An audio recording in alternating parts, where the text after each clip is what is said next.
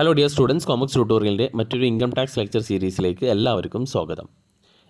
അപ്പോൾ ഇൻകം ടാക്സിൽ മെയിനായിട്ടും 5 ഹെഡാണുള്ളത്. അതിലൊന്നാമത്താണ് income from salary, രണ്ടാമത്തത് ഇൻകം ഫ്രം ഹൗസ് പ്രോപ്പർട്ടി. അപ്പോൾ ഇൻകം ഫ്രം ഹൗസ് പ്രോപ്പർട്ടി എന്ന ഈ ഒരു ഹെഡ് ഡീൽ ചെയ്യുന്നത് സെക്ഷൻ 22 മുതൽ സെക്ഷൻ 27 വരെയുള്ളതാണ്. അപ്പോൾ ഇൻകം ഫ്രം ഹൗസ് പ്രോപ്പർട്ടി എന്നൊരു ഹെഡിൽ ടാക്സബിൾ ആകുന്ന ഇൻകം എന്ന് വെച്ച് കഴിഞ്ഞാൽ റെൻ്റൽ ഇൻകമാണ്. Rental income in the hand of owner is charge to tax under the head. അപ്പോൾ ഒരു ഹൗസ് പ്രോപ്പർട്ടി, ഒരു ബിൽഡിങ്, അത് റെൻറ്റിന് കൊടുത്തു കഴിഞ്ഞ് കഴിഞ്ഞാൽ ആ ഓണറിന് കിട്ടുന്ന റെൻ്റൽ ഇൻകം ഈ ഹെഡിൻ്റെ അണ്ടറിൽ ടാക്സബിൾ ആകും. It is annual rental value of property which is subject to tax. Tax calculate ചെയ്യുമ്പോൾ ആ ഒരു പ്രോപ്പർട്ടിയുടെ ആനുവൽ റെൻ്റൽ വാല്യൂ നോക്കും. അപ്പോൾ ടാക്സബിൾ ഇൻകം കാൽക്കുലേറ്റ് ചെയ്യുന്നത് after making some deduction from rent actually received by the owner. ഓണറിന് എത്രയാണോ rent കിട്ടിയത് അതിൽ നിന്ന് കുറച്ച് ഡിഡക്ഷൻസ് ലെസ് ചെയ്യും. അപ്പോൾ എങ്ങനെയാണ് റെൻറ്റ് ആക്ച്വലി റിസീവ്ഡ് അല്ലെങ്കിൽ ഗ്രോസ് ആനുവൽ വാല്യൂ കാൽക്കുലേറ്റ് ചെയ്യുക എന്നുള്ളതൊക്കെ നമ്മൾ പഠിക്കും. An assessee having house property may become liable to pay tax under the head. അപ്പോൾ ഒരു അസസിക്ക് ഹൗസ് പ്രോപ്പർട്ടി ഉണ്ടെങ്കിൽ ആ ഹൗസ് പ്രോപ്പർട്ടി ഈ ഹെഡിന് അണ്ടറിലാണ് ടാക്സബിൾ ആവുക.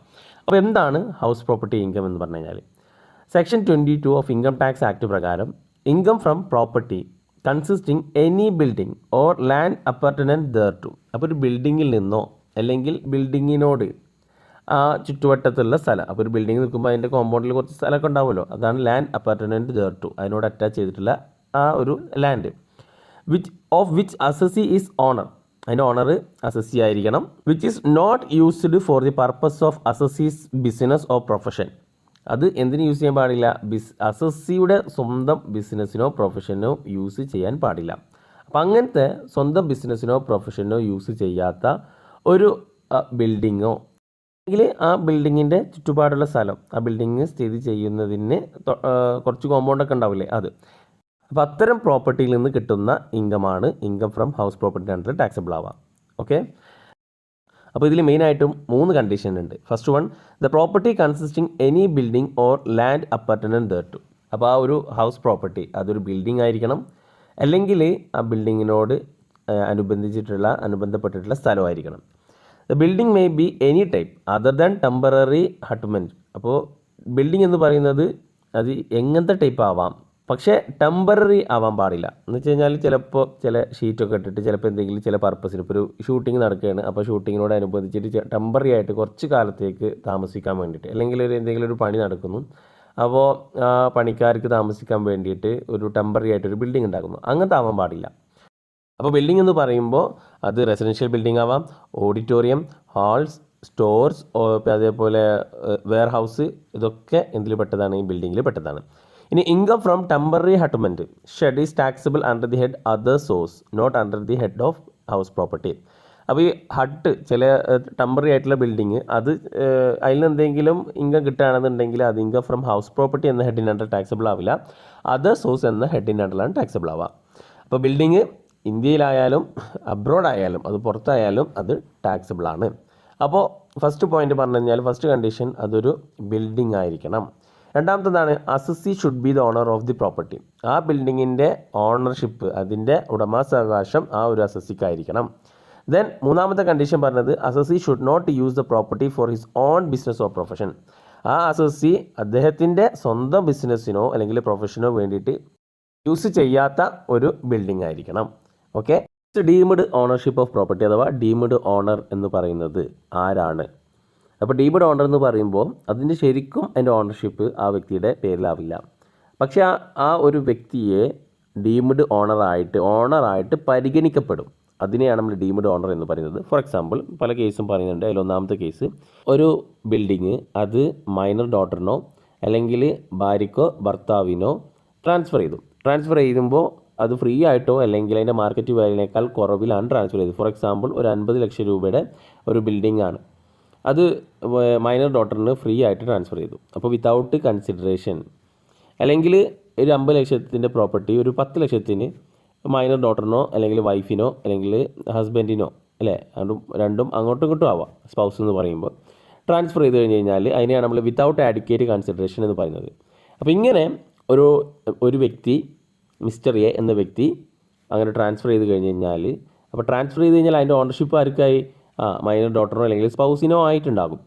പക്ഷേ വിത്തൗട്ട് ആഡ്വക്കേറ്റ് കൺസിഡറേഷൻ ആയതുകൊണ്ട് മിസ്റ്റർ എ ആകും അതിൻ്റെ ഓണറായിട്ട് പരിഗണിക്കുക. അപ്പോൾ ഇൻകം ടാക്സ് പർപ്പസിൽ ഓണർ ആരാണ്? മിസ്റ്റർ എ ആണ്. അപ്പോൾ മിസ്റ്റർ എനെ വിളിക്കുന്ന പേരാണ് ഡീംഡ് ഓണർ. ഓക്കെ. ഇനി a member of cooperative society to whom a property is allotted to deemed owner. ഇപ്പോൾ ഒരു കോപ്പറേറ്റീവ് സൊസൈറ്റീൻ്റെ അണ്ടറിൽ ഒരു 10 പേരുണ്ട്. അപ്പോൾ അവരൊക്കെ കൂടിയിട്ട് ഒരു ബിൽഡിംഗ് ഉണ്ടാക്കിയെന്ന് വിചാരിക്കാം. ഒരു 10 നിലയുള്ള ബിൽഡിങ്ങാണ്. അപ്പോൾ ആ ബിൽഡിംഗ് ആരുടെ പേരിലാണ്? കോപ്പറേറ്റീവ് സൊസൈറ്റിയുടെ പേരിലാണ്. പക്ഷേ ഈ ഓരോ ബിൽഡിങ്ങും ഓരോ നിലയും ഓരോ വ്യക്തികൾക്കും ആദ്യത്തെ മെമ്പേഴ്സിനൊക്കെ അലോട്ട് ചെയ്ത് കൊടുത്തിട്ടുണ്ടെന്ന് വിചാരിക്കാം. ഓക്കെ. അപ്പോൾ അങ്ങനത്തെ കേസിൽ ആ വ്യക്തികളാകും ഡീംഡ് ഓണറായിട്ട് കൺസിഡർ ചെയ്യുക. ഓക്കെ. അതിൻ്റെ ശരിക്കും ഓണർഷിപ്പ് ആർക്കാണ്? കോപ്പറേറ്റീവ് സൊസൈറ്റിക്കാണ്. അത് അലോട്ട് ചെയ്തത് മെമ്പേഴ്സിന് അലോട്ട് ചെയ്തിട്ടുണ്ടെങ്കിൽ ആ മെമ്പേഴ്സ് ഡീംഡ് ഓണറാകും. Next, a member of a HUF, ഒരു HUFിലെ മെമ്പർ ഹോൾഡിംഗ് ഇംപാർട്ടിബിൾ എസ്റ്റേറ്റ് ആ ഫാമിലിയുടെ ഇംപാർട്ടിബിൾ എസ്റ്റേറ്റ് ഹോൾഡ് ചെയ്യുന്നുണ്ടെങ്കിൽ ആ മെമ്പർ അതെന്താകും? Deemed owner of the property ആകും.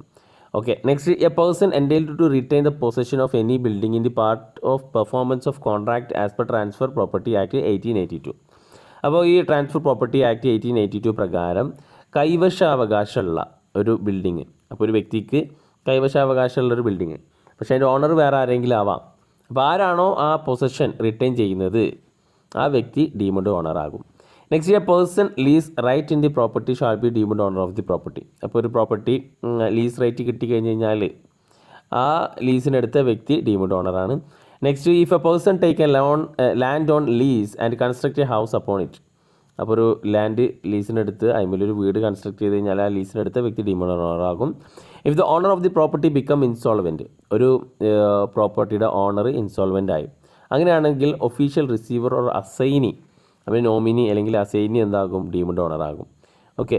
The last one, in the case of dispute ownership. ഇപ്പോൾ ഈ ചില തർക്കത്തിലുള്ള ബിൽഡിംഗ് ആണെന്നുണ്ടെങ്കിൽ അവിടെ അസസിങ് ഓഫീസർ തീരുമാനിക്കും അതിൻ്റെ ഓണർഷിപ്പ് ആരാണ് എന്നുള്ളത്. ഓക്കെ. അപ്പോൾ ആരാണ് ടാക്സ് കൊടുക്കേണ്ടതെന്നുള്ളത് അസസിങ് ഓഫീസറിന് ഇത് തീരുമാനിക്കാം. ഇനി അതുമായി ബന്ധപ്പെട്ടിട്ട് കുറച്ച് പോയിന്റ് ശ്രദ്ധിക്കാനുള്ളത്, property owned by co owners എന്ന് പറയുമ്പോൾ ഒരു ബിൽഡിങ്ങിന് തന്നെ 2 ഓണേഴ്സ് ഉണ്ടാകും. Where the property is owned by 2 or more person jointly the respective share of defined. അപ്പോൾ ഓരോ മെമ്പേഴ്സിൻ്റെയും അല്ലെങ്കിൽ ഓരോ വ്യക്തിയുടെയും ഷെയർ കറക്റ്റ് ആണെന്നുണ്ടെങ്കിൽ ആ ഇതിനനുസരിച്ചിട്ട് ആണ് എന്ത് ചെയ്യുക? Tax calculate. ഫോർ എക്സാമ്പിൾ, ഒരു ബിൽഡിങ് അതിന് 2 നിലയുണ്ട്. അപ്പോൾ ആദ്യത്തെ നില പകുതി മിസ്റ്റർ എക്കും പകുതി മിസ്റ്റർ ബിക്കും ആണ്. അങ്ങനെയാണെന്നുണ്ടെങ്കിൽ അതിനെയാണ് കോ ഓണർഷിപ്പ് എന്ന് പറയാം. അപ്പോൾ ഇവിടെ കറക്റ്റായിട്ട് എന്താ പറയുക, മാറ്റിയിട്ടിട്ടുണ്ട് അല്ലേ? 50% എക്കും 50% ബിക്ക്. അപ്പോൾ ടാക്സ് പർപ്പസിൽ സെപ്പറേറ്റ് ആയിട്ടാണ് അതിൻ്റെ ഇൻകം കാൽക്കുലേറ്റ് ചെയ്യുക. ഓക്കെ. അപ്പോൾ മിസ്റ്റർ എന് എത്രയാണോ മിസ്റ്റർ എക്ക് കിട്ടുന്ന ആ ഒരു പോർഷനിൽ നിന്ന് മിസ്റ്റർ എക്ക് കിട്ടുന്നത് അത് മിസ്റ്റർ എൻ്റെ അണ്ടറിൽ ടാക്സബിൾ ആകും. അതേപോലെ മിസ്റ്റർ ബിക്ക് അതിൽ നിന്ന് എത്രയാണോ കിട്ടുന്നത് മിസ്റ്റർ ബീൻ്റെ അണ്ടറിൽ ടാക്സബിൾ ആകും. ഓക്കെ. ഇനി കോമ്പോസിറ്റ് റെൻറ്റ് എന്ന് പറയുമ്പോൾ ഒരു ബിൽഡിങ്ങിൽ തന്നെ പല ഫെസിലിറ്റിയും പ്രൊവൈഡ് ചെയ്യും. For example, if a building let out, അപ്പോൾ ബിൽഡിങ് നമ്മൾ വാടക കൊടുക്കുമ്പോൾ അതിൻ്റെ കൂടെ other facilities like electricity, cooler, lift, water pump, water tax അതൊക്കെ കൂടിയിട്ട് for a composite rent. And if rent building can separated from rent other facilities rent belong to the building under tax under the head income from house property. അപ്പോൾ എന്താ പറഞ്ഞത്, ഒരു building ഉണ്ട്, ആ building റെൻറ്റിന് കൊടുക്കുമ്പോൾ അതിനോട് മറ്റുള്ള ഫെസിലിറ്റിയും കൂളറും ഇലക്ട്രിസിറ്റിയും വാട്ടർ പമ്പും ഒക്കെ കൊടുക്കും. അപ്പോൾ അതിൻ്റെ കൂടി മൊത്തം റെൻറ്റ് ഒക്കെ കൂടിയിട്ടാണ് റെൻറ്റ് ഈടാക്കുന്നത് എങ്കിൽ ആ ബിൽഡിങ്ങിൻ്റെ റെൻറ്റ് സെപ്പറേറ്റ് ചെയ്യാൻ പറ്റുന്നുണ്ട് എങ്കിൽ ആ ബിൽഡിങ്ങിൻ്റെ rent income from house property അണ്ടറിൽ ടാക്സബിൾ ആകും എന്നാണ് പറയുന്നത്. ഓക്കെ. അപ്പോൾ ഇനി ഇൻകം ഫ്രം ഹൗസ് പ്രോപ്പർട്ടി അത് എക്സെപ്റ്റഡ് ആയിട്ടുള്ള വ്യക്തികൾ ആരൊക്കെയാണ് അല്ലെങ്കിൽ ആർക്കൊക്കെയാണ് എക്സെപ്റ്റഡ് എന്നുള്ളത് പറയാം. First one, income from farm house or agricultural building അല്ലെങ്കിൽ ഫാം ഹൗസിൽ നിന്ന് കിട്ടുന്ന ഇൻകം എക്സെപ്റ്റഡ് ആണ്. Annual value of one palace of ex Indian ruler.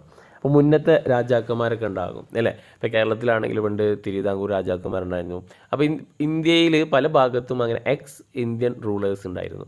അപ്പോൾ അവർക്ക് ഒരു പാലസ്, അവരുടെ ആ ഒരു പാലസ് അത് എന്താകും? എക്സെപ്റ്റഡ് ആകും. ഓക്കെ. 2-3 പാലസ് ഉണ്ടെങ്കിൽ ഒന്നേ എക്സെപ്ഷൻ കിട്ടുള്ളൂ, ബാക്കിയുള്ളൊക്കെ ഹൗസ് പ്രോപ്പർട്ടി അണ്ടർ ടാക്സബിൾ ആകും. Next one, income from property owned by. അപ്പോൾ ഒരു പ്രോപ്പർട്ടി അതിൻ്റെ ഉടമസ്ഥാവകാശം ലോക്കൽ അതോറിറ്റിൻ്റെ കീഴിലോ scientific research association, trade union, charitable trust, political party, university, other education institution, hospital, medical institution ഇവരുടെ അണ്ടറിലുള്ള ഒരു പ്രോപ്പർട്ടി അത് ഇൻകം ഫ്രം ഹൗസ് പ്രോപ്പർട്ടി അണ്ടറിൽ ടാക്സബിൾ ആകില്ല. Next income from property used for the assessee's own business or profession. അപ്പോൾ ഒരു അസസിയുടെ സ്വന്തം ബിസിനസ്സിനോ പ്രൊഫഷനോ വേണ്ടിയിട്ട് ഉപയോഗിക്കുന്ന ഹൗസ് പ്രോപ്പർട്ടി, അതും ഈ ഒരു ഹൗസ് പ്രോപ്പർട്ടി അണ്ടറിൽ ടാക്സബിൾ ആവില്ല. അത് എക്സെപ്റ്റഡ് ഫ്രം ഹൗസ് പ്രോപ്പർട്ടിയാണ്. Next income from 2 self occupied houses. 2 self occupied houses എന്താണ്, അത് എക്സെപ്റ്റഡ് ആണ്. അപ്പോൾ ഒരു വ്യക്തിക്ക് അയാൾ വാടകയ്ക്ക് കൊടുക്കാത്ത 2 വീട്, ഓക്കെ, അതിന് ടാക്സ് കാൽക്കുലേറ്റ് ചെയ്യേണ്ട ആവശ്യമില്ല, വാടകയ്ക്ക് കൊടുക്കാത്തത്. അപ്പോൾ ഒരു വ്യക്തിക്ക് 3 വീടുണ്ട് വിചാരിക്കുക. അപ്പോൾ 3 വീട്ടിലും താമസിക്കുന്നുണ്ട്, മാറി മാറി താമസിക്കുകയാണ്. അങ്ങനെ 2 വീട് സെൽഫ് ഒക്യുപ്പൈഡ് ആയിട്ട് കാണിക്കാൻ പറ്റുള്ളൂ, 1 ലെറ്റ് ഔട്ട് ആയിട്ട് കാണിക്കണം. Okay, next one income from house property of A mutual concern or club. Okay, ക്ലബിൻ്റെ അല്ലെങ്കിൽ മ്യൂച്വൽ കൺസേണിൻ്റെ ഒക്കെ ഒരു ഹൗസ് പ്രോപ്പർട്ടി, അതും എക്സെപ്റ്റഡ് ആണ്. അപ്പോൾ ഇത്രയൊക്കെയാണ് ഇൻകം ഫ്രം ഹൗസ് പ്രോപ്പർട്ടിയിലെ എക്സെപ്റ്റഡ് പോർഷന്, എക്സെപ്റ്റഡ് ആയിട്ടുള്ള പ്രോപ്പർട്ടി. ഇനി നമുക്ക് കാൽക്കുലേഷനിലേക്ക് കിടക്കാം. Computation of income from house property വളരെ സിമ്പിളായിട്ടൊരു ചാപ്റ്ററാണ്. ഒരൊറ്റ വീഡിയോയിൽ നമ്മൾ income from house property complete ചെയ്യും. അപ്പോൾ നന്നായിട്ട് ശ്രദ്ധിച്ച് കേൾക്കുക, ഈസിയായി മാർക്ക് സ്കോർ ചെയ്യാൻ പറ്റുന്ന ഒരു ഏരിയയാണ്. അപ്പോൾ നമ്മൾ ഈ ഇൻകം ഫ്രം ഹൗസ് പ്രോപ്പർട്ടിയുടെ ടാക്സ് അല്ലെങ്കിൽ അതിൻ്റെ റെൻ്റൽ വാല്യൂ കാൽക്കുലേറ്റ് ചെയ്യുമ്പോൾ ഇൻകം ഫ്രം ഹൗസ് പ്രോപ്പർട്ടിയെ 2 ആയിട്ട് കാൽക്കുലേറ്റ് ചെയ്യാം. ഒന്ന് ലെറ്റ് ഔട്ട് ഹൗസ് പ്രോപ്പർട്ടി, മറ്റേത് സെൽഫ് ഒക്യുപ്പൈഡ് ഹൗസ് പ്രോപ്പർട്ടി. അപ്പോൾ ലെറ്റ് ഔട്ട് ഹൗസ് പ്രോപ്പർട്ടി എന്ന് പറഞ്ഞു കഴിഞ്ഞാൽ വാടകയ്ക്ക് കൊടുക്കുന്ന ഹൗസ് പ്രോപ്പർട്ടി. സെൽഫ് ഒക്യുപ്പൈഡ് എന്ന് പറഞ്ഞു കഴിഞ്ഞാൽ സ്വന്തമായിട്ട് താമസിക്കുന്ന ഒരു വീട് അല്ലെങ്കിൽ ഹൗസ് പ്രോപ്പർട്ടി. അപ്പോൾ ഈ 2 പ്രോപ്പർട്ടിയുടെയും ടാക്സ് ട്രീറ്റ്മെൻറ്റിൽ വ്യത്യാസമുണ്ട്. അപ്പോൾ അതിൽ നമ്മൾ ഈ ഒരു income from house property calculate ചെയ്യുമ്പോൾ ആദ്യം ലെറ്റ് ഔട്ട് പ്രോപ്പർട്ടിയുടെ ഇൻകം ഫ്രം ഹൗസ് പ്രോപ്പർട്ടിയാണ് കാൽക്കുലേറ്റ് ചെയ്യുക. നമ്മൾ ആദ്യം ഇത് കാൽക്കുലേറ്റ് ചെയ്യണം, ഗ്രോസ് ആനുവൽ വാല്യൂ കാൽക്കുലേറ്റ് ചെയ്യണം. ഗ്രോസ് ആനുവൽ വാല്യൂവിൽ നിന്ന് മുനിസിപ്പൽ ടാക്സ്, അത് ഓണർ പേ ചെയ്ത മുനിസിപ്പൽ ടാക്സ് കുറക്കണം. അല്ലെങ്കിൽ അതേപോലെ അൺറിയലൈസ്ഡ് റെൻറ്റ് അതുണ്ടെങ്കിൽ അത് കുറയ്ക്കണം. ഓക്കെ, അപ്പോൾ ഗ്രോസ് ആനുവൽ വാല്യൂന്ന് ഈ 2 സാധനം കുറച്ച് കഴിഞ്ഞാൽ എന്ത് കിട്ടും, ആനുവൽ വാല്യൂ കിട്ടും. ആനുവൽ വാല്യൂവിൽ നിന്ന് സ്റ്റാൻഡേർഡ് ഡിഡക്ഷൻ അത് 30% ആണ്. ഈ ആനുവൽ വാല്യൂവിൻ്റെ 30%, ഇവിടെ എത്രയാണോ കിട്ടിയത് അതിൻ്റെ 30% കുറയ്ക്കാം. പിന്നെ കുറയ്ക്കേണ്ടത് ഇൻട്രസ്റ്റ് ഓൺ ബോറോഡ് ക്യാപിറ്റലാണ്. അത് കറൻറ്റ് ഇയറിലെ ഇൻട്രസ്റ്റും അതേപോലെ പ്രീവിയസ് ഇയറിലെ ഇൻട്രസ്റ്റും കുറയ്ക്കാം. അപ്പോൾ അത് കുറച്ച് കഴിഞ്ഞാൽ എന്ത് കിട്ടും, ആനുവൽ വാല്യൂ കിട്ടും. അത് കുറച്ച് കഴിഞ്ഞാൽ കിട്ടുന്ന സംഖ്യയിൽ നിന്ന് ഏത് ആഡ് ചെയ്യുക, unrealised rent recovered during the year. Okay, unrealised rent കിട്ടിയിട്ടുണ്ടെങ്കിൽ അത് ആഡ് ചെയ്യുക. ആഡ് ചെയ്യുമ്പോൾ അതിൻ്റെ 30% കുറച്ചതിന് ശേഷം ചെയ്താൽ മതി, ആഡ് ചെയ്താൽ മതി. അതേപോലെ അരിയർ റെൻറ്റ് അത് കിട്ടിയിട്ടുണ്ട് എങ്കിൽ ആ കിട്ടിയ എമൗണ്ടിൽ നിന്ന് 30% കുറച്ചതിൻ്റെ ശേഷം എന്ത് ചെയ്താൽ മതി, ആഡ് ചെയ്താൽ മതി. ഓക്കെ, അപ്പോൾ ഇതൊക്കെ കൂടി കൂട്ടുമ്പോൾ നമുക്ക് last income from house property കിട്ടും. ഓക്കെ, നമുക്ക് പ്രോബ്ലമൊക്കെ ചെയ്യുന്നുണ്ട്. ഇപ്പോൾ മനസ്സിലായിട്ടില്ല എങ്കിൽ നമുക്ക് അടുത്ത പ്രോബ്ലമൊക്കെ ചെയ്യുമ്പോൾ ക്ലിയർ ആകും. ഇപ്പോൾ അൺറിയലൈസ്ഡ് റെൻറ്റും അരിയർ റെൻറ്റൊക്കെ നിങ്ങൾക്ക് എന്താണെന്നുള്ളൊരു ചിലപ്പോൾ ഒരു അന്താളിപ്പ് ഉണ്ടാകും. അപ്പോൾ അതൊക്കെ നമ്മൾ പിന്നീട് അങ്ങോട്ട് ഡിസ്കസ് ചെയ്യുന്നതാണ്.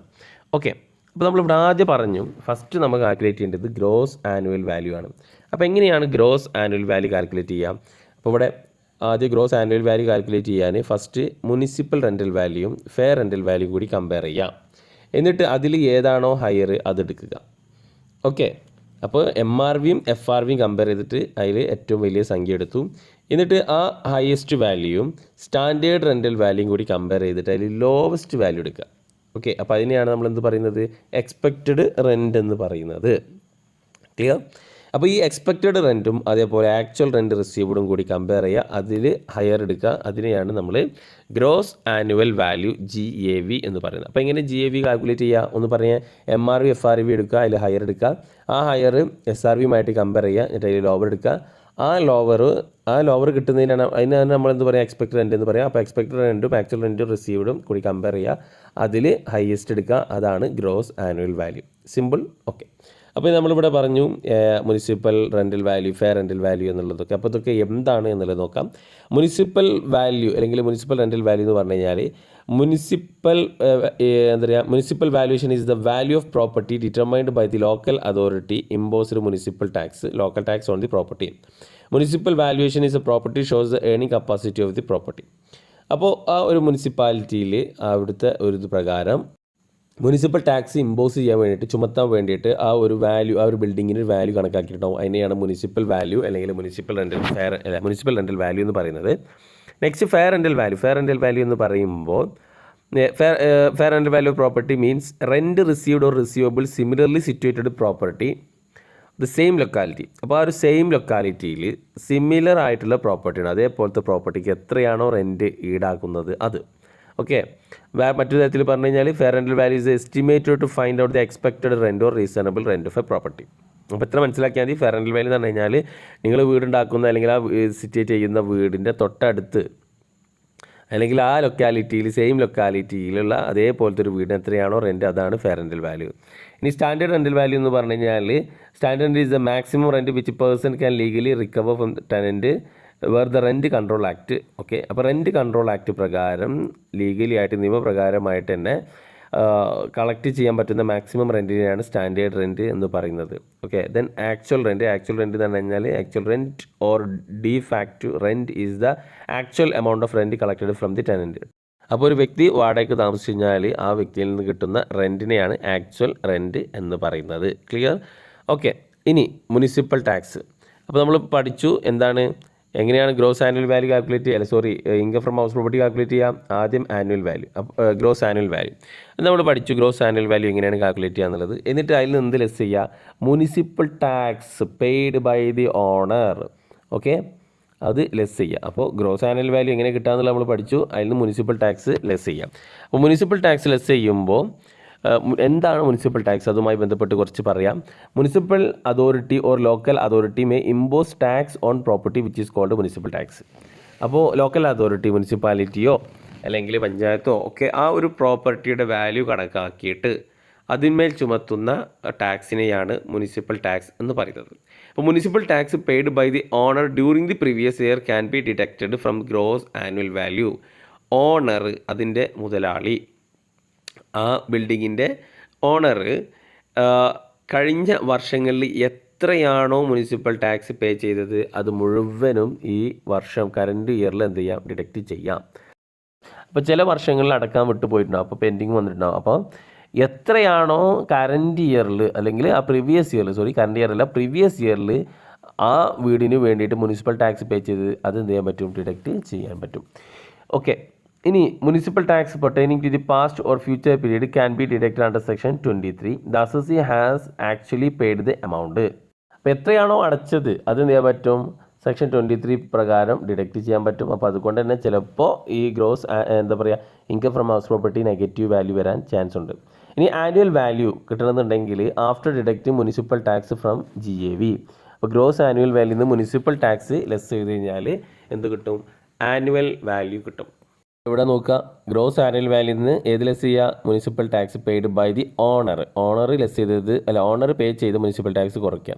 അൺറിയലൈസ്ഡ് റെൻറ്റ് ഉണ്ടെങ്കിൽ കുറച്ചാൽ മതി. അപ്പോൾ മുനിസിപ്പൽ ടാക്സ് കുറച്ച് കഴിഞ്ഞാൽ കിട്ടുന്നതാണ് എന്ത്, annual value. Next point, municipal tax paid abroad is deductible if income from house property is taxable in India. അപ്പോൾ മുനിസിപ്പൽ ടാക്സ് പെയ്ഡ് അബ്രോഡ്, അത് പുറത്ത് പേ ചെയ്തിട്ടുള്ള മുനിസിപ്പൽ ടാക്സ് ഡിഡക്റ്റ് ചെയ്യാൻ പറ്റും. എങ്ങനെയാണെന്നുണ്ടെങ്കിൽ ആ ഹൗസ് പ്രോപ്പർട്ടി ഇന്ത്യയിൽ ടാക്സിബിൾ ആണെന്നുണ്ടെങ്കിൽ. ഓക്കെ. ദെൻ മുനിസിപ്പൽ ടാക്സ് അതിൽ ഇൻക്ലൂഡിംഗ് ആണ് education and health cess. Then municipal tax paid by the tenant is not deductible. വാടകയ്ക്ക് താമസിക്കുന്ന വ്യക്തിയാണ് മുനിസിപ്പൽ ടാക്സ് പേ ചെയ്തത് എങ്കിൽ ഡിഡക്റ്റ് ചെയ്യാൻ പാടില്ല. അപ്പോൾ ആര് പേ ചെയ്തത് ഡിഡക്റ്റ് ചെയ്യാൻ പാടുള്ളൂ, ഓണർ പേ ചെയ്ത മുനിസിപ്പൽ ടാക്സ് ഡിഡക്റ്റ് ചെയ്യാൻ പറ്റുള്ളൂ. എത്രയാണോ പ്രീവിയസ് ഇയറിൽ മുനിസിപ്പൽ ടാക്സ് പേ ചെയ്ത മുഴുവനും എന്ത് ചെയ്യാൻ പറ്റും, ഡിഡക്റ്റ് ചെയ്യാൻ പറ്റും. അപ്പോൾ ഇതുമായി ബന്ധപ്പെട്ടുള്ളൊരു ക്വസ്റ്റ്യൻ നോക്കാം. Mister Anil has 5 house let out for residential purpose. അപ്പോൾ റെസിഡൻഷ്യൽ പർപ്പസിന് വേണ്ടിയിട്ട് അത് വാടക കൊടുത്തിട്ടുണ്ട്. അപ്പോൾ അതിൽ മുനിസിപ്പൽ വാല്യൂ ഹൗസ് 1ൻ്റെത് 105, fair rental value 107, standard rental value not applicable, തന്നിട്ടില്ല.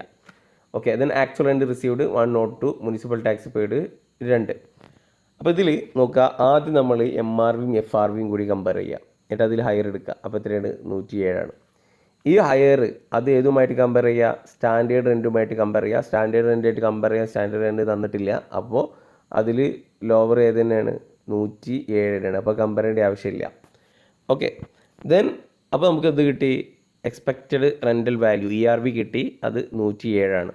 ഈ 107 അഥവാ ERVയും ആക്ച്വൽ റെൻറ്റും കൂടി കമ്പയർ ചെയ്യുക. അപ്പോൾ അതിൽ ഹയർ എടുക്കുക. അതിൽ ഹയർ എത്രയാണ്, 107. Okay, 107 higher. അതാണ് ഗ്രോസ് ആനുവൽ വാല്യൂ. അതിൽ നിന്ന് എന്ത് ലെസ് ചെയ്യുക, മുനിസിപ്പൽ ടാക്സ് പെയ്ഡ് ലെസ് ചെയ്യുക. അപ്പോൾ ഗ്രോസ് ആനുവൽ വാല്യൂ എന്നുള്ളത് 105. ഇനി രണ്ടാമത്തെ ഹൗസിൻ്റെ കേസിൽ municipal value 105, fair rental value 107. Higher ഏതാണ്, 107 തന്നെയാണ് ഹയർ. ഓക്കെ. എന്നിട്ട് അത് ഏതുമായിട്ട് കമ്പയർ ചെയ്യുക? സ്റ്റാൻഡേർഡ് റെൻറ്റുമായിട്ട് കമ്പയർ ചെയ്യുക. സ്റ്റാൻഡേർഡ് റെൻറ്റുമായിട്ട് കമ്പയർ ചെയ്തിട്ട് ലോവർ എടുക്കുക. അപ്പോൾ ഏതാണ്? 88 ആണ്. അപ്പോൾ അതാണ് എന്ത്? ERV, expected rental value. അങ്ങനെ ലോവർ എടുത്തു കഴിഞ്ഞാൽ കിട്ടുന്ന സംഖ്യയാണ്, ആ എമൗണ്ടാണ് ഇത് ERV. ഇനി ഈ ERVയും ആക്ച്വൽ റെൻറ്റും കൂടി കമ്പയർ ചെയ്യുക. അതിൽ ഹയർ എടുക്കുക. അതിൽ ഹയർ ഏതാണ്? 110 ആണ്. ഓക്കെ, അപ്പോൾ ഗ്രോസ് ആനുവൽ വാല്യൂ എത്ര? 110. Municipal tax paid 3. അപ്പോൾ എത്ര വരുന്നു? ഹൗസ് 2-ന് 107 ആണ് അതിൻ്റെ ആനുവൽ വാല്യൂ. അപ്പോൾ അതേപോലെ മറ്റുള്ള ഹൗസ് 3ഉം 4ഉം 5ഉം എന്ത് ചെയ്യുക സിമ്പിളാണ്. അപ്പോൾ ഈ ഒരു ഹൗസ് പ്രോപ്പർട്ടിയിൽ നിന്ന് ഇങ്ങനത്തെ ക്വസ്റ്റ്യൊക്കെ വളരെ കുറച്ചേ ചോദിക്കുള്ളൂ. എന്തായാലും അതൊക്കെ നിങ്ങൾക്ക് ഈസി ആയിട്ട് ചെയ്യാൻ പറ്റുന്നതായിരിക്കും. ഓക്കെ, ഇനി ഈ വാടകയ്ക്ക് കൊടുക്കുന്ന ഹൗസ് പ്രോപ്പർട്ടി അത് വർഷം മുഴുവനും ഒക്യുപ്പൈഡ് ആവണമെന്ന് വെച്ചാൽ അതിൽ വാടകക്കാരുണ്ടാവണമെന്ന് യാതൊരു നിർബന്ധവുമില്ല. ചില മാസങ്ങളിൽ ചിലപ്പോൾ കാലിയായിട്ട് കിടക്കാം. അപ്പോൾ അങ്ങനെയാണെങ്കിൽ വാക്കൻ്റായി കിടന്നു കഴിഞ്ഞാൽ അതിൽ നിന്ന് റെൻറ്റ് കിട്ടില്ല. അപ്പോൾ വാക്കൻസി വന്നു കഴിഞ്ഞാൽ അതിൻ്റെ ടാക്സ് ട്രീറ്റ്മെൻറ്റ് എന്താണെന്നാണ് ഇനി നോക്കാനുള്ളത്. ഇപ്പോൾ house remain vacant for full year. അപ്പോൾ ഒരു വർഷം മുഴുവനും വാക്കൻ്റായി കിടക്കുകയാണ്, അതിലാരും തന്നെ ഇല്ല. അപ്പോൾ അങ്ങനത്തെ കേസിൽ അവിടെ ഗ്രോസ് ആനുവൽ വാല്യൂ എന്നുള്ളത് എന്താകും? നിൽ ആകും. ഓക്കെ, അപ്പോൾ full vacant for full year ആണെന്നുണ്ടെങ്കിൽ ഗ്രോസ് ആനുവൽ വാല്യൂ നില്ലാണ്. ഇനി house remain vacant for part of the year, ചില മാസങ്ങളിൽ വാക്കൻ്റ് ആയിട്ടുണ്ട് എങ്കിൽ അപ്പോൾ നമ്മൾ നോക്കേണ്ടത് MRVയും FRVയും കമ്പയർ ചെയ്യും. എന്നിട്ട് അതിൽ ഹയർ എടുക്കാം. ദെൻ അത് ആ ഹയറും SRVയും കൂടി കമ്പയർ ചെയ്യും. അതിൽ ലോവർ എടുക്കുക. അതിനെയാണ് നമ്മൾ ERV എന്ന് പറയാം. ഇതുവരെ നമുക്ക് ഓക്കെയാണ്. ഇനി ഈ ERVയും അതേപോലെ ആക്ച്വൽ റെൻറ്റ് റിസീവ്ഡും കൂടി കമ്പയർ ചെയ്യും. അപ്പോൾ അതിൽ ആക്ച്വൽ റെൻറ്റ് ആണ് ഹയർ എങ്കിൽ ആക്ച്വൽ റെൻ്റ് ആകും GAV, ഗ്രോസ് ആനുവൽ വാല്യൂ. ഇനി ഈ ERVയും അതേപോലെ ARRും വെച്ചാൽ ആക്ച്വൽ റെൻറ്റ് റിസീവബിളും കൂടിയിട്ട് കമ്പയർ ചെയ്യും. അപ്പോൾ ആക്ച്വൽ റെൻറ്റ് കുറവാണെന്നുണ്ടെങ്കിൽ, എന്തുകൊണ്ട് കുറവ്? ഡ്യൂ ടു വാക്കൻസി കാരണമാണ് ആക്ച്വൽ റെൻറ്റ് കുറഞ്ഞത് എങ്കിൽ അവിടെ ആക്ച്വൽ റെൻ്റ് ആകും ഗ്രോസ് ആനുവൽ വാല്യൂ എന്നുള്ളത്. അപ്പോൾ ഒരു എക്സാമ്പിൾ പറയാം. ഇപ്പോൾ ഒരു മാസം റെൻ്റ് എന്നുള്ളത് 10,000 രൂപയാണ്. ഓക്കെ, നമുക്ക് ERV കിട്ടിയിട്ടുള്ളത് 1 lakh ആണ്. ഓക്കെ, 1 lakh ആണ് എക്സ്പെക്റ്റഡ് റെൻ്റൽ വാല്യൂ കിട്ടിയിട്ടുള്ളത്. അപ്പോൾ ഒരു മാസം 10,000 രൂപയാണ് റെൻറ്റ്. അങ്ങനെയാണെങ്കിൽ ഒരു വർഷത്തേക്ക് എത്രയാകും? 1,20,000. അപ്പോൾ നമ്മൾ ആദ്യത്തെ കേസ് പറഞ്ഞതുപോലെ ERV എത്രയാണ്? 1 lakh ആണ്. Then actual rent receivable 1,20,000. അതിൽ ഹയർ എടുക്കും. ഏത്? 1,20,000. അതാകും ഗ്രോസ് ആനുവൽ വാല്യൂ. ഇനി ഈ 10 മാസം അല്ലെങ്കിൽ 9 മാസം ആണ് അതിൽ താമസക്കാരുള്ളൂ. ഓക്കെ, 3 മാസം അതിൽ വാക്കൻ്റായി കിടക്കുകയാണ്. ക്ലിയർ അല്ലേ? അപ്പോൾ 10,000 രൂപ വെച്ചിട്ട് 90,000 രൂപയാണ് എന്ത്? Actual rent received. അപ്പോൾ ഇവിടെ ERV എത്രയാണ് കിട്ടിയത്? ERV 1 lakh തന്നെയാണ്. ആക്ച്വൽ റെൻറ്റ് റിസീവബിൾ 90,000 ആണ്. ആക്ച്വൽ റെൻറ്റ് കുറവാണ്. എന്തുകൊണ്ടാണ് കുറവ്? വാക്കൻസി കാരണമാണ് കുറവായത്. വാക്കൻസി അല്ലായിരുന്നെങ്കിൽ 1,20,000 ആകുമായിരുന്നു. അങ്ങനെയാണെങ്കിൽ ERVനേക്കാൾ കൂടുതലാകുമായിരുന്നു ആക്ച്വൽ റെൻറ്റ്. വാക്കൻസി ആയത് കൊണ്ടാണ് എന്തായത്? 90,000 ആയത്. അപ്പോൾ വാക്കൻസി ശ്രദ്ധിക്കുക, വാക്കൻസി ആയത് കൊണ്ടാണ് ആക്ച്വൽ റെൻറ്റ് റിസീവബിൾ കുറഞ്ഞതെങ്കിൽ, ആക്ച്വൽ റെൻറ്റ് കുറഞ്ഞതെങ്കിൽ ആക്ച്വൽ റെൻ്റ് ആകും GAV. അപ്പോൾ ഇവിടെ GAV ഏതാണ്? 90,000 ആവും. അപ്പോൾ ഇത്രയേ ഉള്ളൂ. ERVയും ആക്ച്വൽ റെൻറ്റും കൂടി കമ്പയർ ചെയ്യും. ആക്ച്വൽ റെൻ്റാണ് ഹയർ എങ്കിൽ gross annual value actual rent ആകും. ഇനി ERVയും ആക്ച്വൽ റെൻറ്റും കമ്പയർ ചെയ്തിട്ട് ഈ ആക്ച്വൽ റെൻറ്റ് കുറവായത് എന്തുകൊണ്ടാണ്? വാക്കൻസി കൊണ്ടാണെന്നുണ്ടെങ്കിൽ ആക്ച്വൽ റെൻറ്റ് റിസീവബിൾ ആകും എന്ത്? ഗ്രോസ് ആനുവൽ വാല്യൂ എന്നുള്ളത്. ഓക്കെ, ഇനി ഒരു എക്സാമ്പിൾ നോക്കാം. ERV 1 lakh തന്നെയാണ്. ആക്ച്വൽ റെൻറ്റ് പെർ മന്ത് 8,000 ആണ്. അങ്ങനെയാണെങ്കിൽ ഒരു വർഷത്തേക്ക് 96,000 ആണ്. അപ്പോൾ ഇവിടെ ഈ 2 മാസം ഈ ഹൗസ് വാക്കൻ്റായി കിടന്നിട്ടുണ്ട്. അങ്ങനെയാണെങ്കിൽ 10 മാസം റെൻറ്റേ കിട്ടുള്ളൂ. അപ്പോൾ 10 മാസം റെൻറ്റ് പോകുമ്പോൾ 80,000. അപ്പോൾ ഇവിടെ ERVയും അതേപോലെ ആക്ച്വൽ റെൻറ്റും കമ്പയർ ചെയ്യും. അപ്പോൾ ഇതിൽ കുറവാണ്, ആക്ച്വൽ റെൻ്റാണ് കുറവ്. അപ്പോൾ നമ്മൾ നോക്കുക എന്തുകൊണ്ടാണ് ആക്ച്വൽ റെൻറ്റ് കുറവായത്. അപ്പോൾ ആക്ച്വൽ റെൻറ്റ് മുഴുവനായിട്ടും കിട്ടുന്നുണ്ട് എങ്കിൽ എത്ര വരിക? 96,000 ആണ് വരിക. ആക്ച്വൽ റെൻറ്റ് ഇപ്പോൾ വാക്കൻസി ഇല്ല എങ്കിൽ ആക്ച്വൽ റെൻറ്റ് എത്ര വരിക? 96,000 ആണ്. അപ്പോൾ ഈ കുറവാകാൻ കാരണം വാക്കൻസി ആണോ? അല്ല. വാക്കൻസി അല്ലെങ്കിൽ പോലും എന്ന് വെച്ചാൽ വാക്കൻ്റ് ആയിട്ടില്ലെങ്കിൽ പോലും എന്താണ്? ഈ ആക്ച്വൽ റെൻറ്റ് കുറവാണ്. ഓക്കെ, അപ്പോൾ ഈ 80,000 എന്ന് വെച്ചാൽ ആക്ച്വൽ റെൻറ്റ് കുറവാകാൻ കാരണം ഇവിടെ വാക്കൻസി ആയതുകൊണ്ടല്ല, അല്ലെങ്കിൽ ഓൾറെഡി എന്താണ് കുറവാണ്. അങ്ങനത്തെ സിറ്റുവേഷനിൽ ERV ആകും ഗ്രോസ് ആനുവൽ വാല്യൂ എന്നുള്ളത്. അപ്പോൾ മനസ്സിലായിട്ടുണ്ടാകും എന്ന് വിചാരിക്കുന്നു. നമുക്കൊരു എക്സാമ്പിൾ നോക്കാം. Determine the annual value. അപ്പോൾ municipal value 40,000, fair rental value 42,000, monthly rent per month എത്രയാണ്? 4,000 ആണ്. വാക്കൻസി 1 മന്താണ്. Municipal tax paid by tenant 2,000. Okay, അപ്പോൾ ഇതിൽ ആദ്യം MRVയും FRVയും കമ്പയർ ചെയ്യും. അപ്പോൾ അതിൽ FRV ആണ് ഹയർ, അപ്പോൾ അത് ഹയർ എടുത്തു. ദെൻ SRVയുമായിട്ട് കമ്പയർ ചെയ്യും. SRVയുമായിട്ട് കമ്പയർ ചെയ്യാൻ SRV ഇല്ല. അപ്പോൾ ERV എന്നത് എത്ര കിട്ടി? ERV 42,000. ഓക്കെ, ഇനി ആക്ച്വൽ റെൻറ്റ് കമ്പയർ ചെയ്യുന്നു. ആക്ച്വൽ റെൻറ്റ് നമ്മൾ 4,000 ആണ് പെർ മന്ത്. അപ്പോൾ ഒരു വർഷത്തേക്ക് എത്രയാണ്? 48,000 ആണ്. പക്ഷേ ഒരു മാസം വാക്കൻ്റാണ്. അപ്പോൾ എത്ര വരിക? 44,000. അപ്പോൾ ERVയും അതേപോലെ ആക്ച്വൽ റെൻറ്റും കമ്പയർ ചെയ്യും. ഹയർ ഏതാണ്? 44,000 ആണ് അല്ലേ? അപ്പോൾ വലിയ വേറെ നോക്കാനൊന്നുമില്ല. ആക്ച്വൽ റെൻ്റാണ് കൂടുതൽ. അപ്പോൾ ഗ്രോസ് ആനുവൽ വാല്യൂ എന്താകും? ആക്ച്വൽ റെൻ്റ് ആകും, അഥവാ 44,000. ഇനി മുനിസിപ്പൽ ടാക്സ് അതിൽ എന്ത് ചെയ്യണം? ലെസ് ചെയ്യണം. മുനിസിപ്പൽ ടാക്സ് ലെസ് ചെയ്യാൻ ഇവിടെ പെയ്ഡ് ബൈ ടെനൻ്റ് ആണ്. വാടകയ്ക്ക് താമസിക്കുന്ന ആളാണ് മുനിസിപ്പൽ ടാക്സ് പേ ചെയ്തിട്ടുള്ളത്. അപ്പോൾ അതുകൊണ്ട് ലെസ് ചെയ്യാൻ പറ്റില്ല. പെയ്ഡ് ബൈ ഓണർ ആണെന്നുണ്ടെങ്കിൽ മാത്രമേ കുറക്കാൻ പറ്റുള്ളൂ. അപ്പോൾ ആനുവൽ വാല്യൂ എത്രയാണ്? 44,000. ക്ലിയർ? ഇനി മറ്റൊരു ക്വസ്റ്റ്യൻ നോക്കാം. Mister Alex on A house compute annual value. Municipal value 56,000, fair rental value 54,000. Higher ഏതാണ്? 56,000 എടുത്തു. എന്നിട്ട് അത് സ്റ്റാൻഡേർഡ് റെൻറ്റുമായിട്ട് കമ്പയർ ചെയ്തു. ലോവർ എടുത്തു. ലോവർ എന്ന് പറഞ്ഞു കഴിഞ്ഞാൽ 56,000 തന്നെയാണ്. അപ്പോൾ ERV കിട്ടി എത്ര? ERV 56,000. ഓക്കെ, 56,000. ഇനി ആക്ച്വൽ റെൻറ്റ് എത്രയാണ്? മന്ത്ലി റെൻറ്റ് 5,000 ആണ്. 3 മാസം വാക്കൻ്റ് ആയിട്ട് കിടന്നിട്ടുണ്ട്. അപ്പോൾ ഒരു വർഷത്തേക്ക് ആണെന്നുണ്ടെങ്കിൽ 60,000 ആണ്. പക്ഷേ 3 മാസം 15,000 കുറവാണ്. അങ്ങനെയാണെന്നുണ്ടെങ്കിൽ 45,000 ആണ് ആക്ച്വൽ റെൻറ്റ്. ഓക്കെ, മനസ്സിലായില്ലേ? 9 മാസത്തെ റെൻറ്റേ കിട്ടുള്ളൂ. 3 മാസം വാക്കൻ്റ് അല്ലേ? അപ്പോൾ ഇവിടെ ERVയും അതേപോലെ ആക്ച്വൽ റെൻറ്റും കൂടി കമ്പയർ ചെയ്തു. ആക്ച്വൽ റെൻറ്റ് കമ്പയർ ചെയ്തപ്പോൾ ആക്ച്വൽ റെൻറ്റ് കുറവാകാൻ കാരണം എന്താണ്? വാക്കൻസി ആണോ എന്ന് നോക്കുക. അപ്പോൾ വാക്കൻസി ഇല്ല എങ്കിൽ എത്രയാകും? 60,000 ആകുമായിരുന്നു. വാക്കൻസി ആയതുകൊണ്ടാണ് എന്ത് ചെയ്ത്? 45,000 ആയത്, കുറവായത്. ക്ലിയർ? അപ്പോൾ അങ്ങനത്തെ സിറ്റുവേഷനിൽ ഗ്രോസ് ആനുവൽ വാല്യൂ ഏതാകും? Actual rent receivable. അപ്പോൾ gross annual value 45,000. Municipal tax ഇവിടെ പെയ്ഡ് ബൈ ടെനൻറ്റ് എന്ന് പറഞ്ഞിട്ടില്ല. അപ്പോൾ ഓണറിനാവും പേ ചെയ്തിട്ടുണ്ടാവുക. 5,600 എന്ത് ചെയ്യുന്നു? ലെസ് ചെയ്യുന്നു. So annual value 39,400. Clear? Okay, ഇനി അൺറിയലൈസ്ഡ് റെൻറ്റ് ഒരു ഇമ്പോർട്ടൻ്റ് ആയിട്ടുള്ള ടേമാണ്. തിയറി ക്വസ്റ്റ്യൻ ചോദിക്കും. Unrealised rent according to rule 4 rent not received is considered as a unrealised rent. അപ്പോൾ കിട്ടാത്ത റെൻറ്റിനെയാണ് അൺറിയലൈസ്ഡ് റെൻറ്റ് എന്ന് പറയാം. നമ്മൾ ചിലപ്പോൾ വാടകയ്ക്ക് താമസിച്ചിട്ട് വാടക തരാത്ത സിറ്റുവേഷൻ ഉണ്ടാകും അല്ലേ? അപ്പോൾ അതാണ് കിട്ടാത്ത റെൻറ്റിനെയാണ് നമ്മൾ അൺറിയലൈസ്ഡ് റെൻറ്റ് എന്ന് പറയാം. അപ്പോൾ അൺറിയലൈസ്ഡ് റെൻറ്റ് എന്ന് വെച്ചാൽ റെൻറ്റ് കിട്ടാത്തത് അത് അൺറിയലൈസ്ഡ് റെൻറ്റ് ആവണമെന്നുണ്ടെങ്കിൽ 4 കണ്ടീഷൻസ് ഉണ്ട്. അതിലൊന്ന് ടെനൻസി ബോണഫൈഡ് ആയിരിക്കണം. ഓക്കെ, അപ്പോൾ ഒരു ടെനൻറ്റ് അവിടെ താമസിക്കുന്ന ഒരു വ്യക്തി ഉണ്ടായിരിക്കണം യഥാർത്ഥത്തിൽ. ഓക്കെ, രണ്ടാമത്തത് the defaulting tenant has vacated. അപ്പോൾ ഡിഫോൾട്ടിംഗ് ടെനൻറ്റ് ആ റെൻറ്റ് തരാത്ത വ്യക്തിയെ എന്ത് ചെയ്യണം? വെക്കേറ്റ് ചെയ്യണം. അല്ലെങ്കിൽ വെക്കേറ്റ് ചെയ്യാൻ വേണ്ടിയിട്ടുള്ള സ്റ്റെപ്സ് എടുത്തിരിക്കണം. മൂന്നാമത്തെ പോയിന്റ് എന്ന് വെച്ചാൽ the defaulting tenant is not an occupation any other property of the assessee. ആ അസസിയുടെ മറ്റൊരു പ്രോപ്പർട്ടിയിലും ആ വാടക തരാത്ത വ്യക്തിയെ, ഡിഫോൾട്ടായിട്ടുള്ള ടെനൻറ്റിനെ താമസിപ്പിക്കാൻ പാടില്ല. ദെൻ നാലാമത്തെ point the assessee has taken all the reasonable steps of instituting legal proceedings for the recovery of unpaid rent. അപ്പോൾ കിട്ടാത്ത റെൻറ്റിന് വേണ്ടിയുള്ള നിയമ നടപടികൾ ഉണ്ടായിരിക്കണം. അല്ലെങ്കിൽ അസസിങ് ഓഫീസർക്ക് തോന്നുകയാണ് എന്താ പറയുക, ലീഗൽ പ്രൊസീഡിങ് കൊണ്ട് ഒരു ഉപകാരമില്ല, അത് യൂസ്ലെസ് ആണെന്ന് അസസിങ് ഓഫീസർക്ക് തോന്നുകയാണെന്നുണ്ടെങ്കിലും കുഴപ്പമില്ല.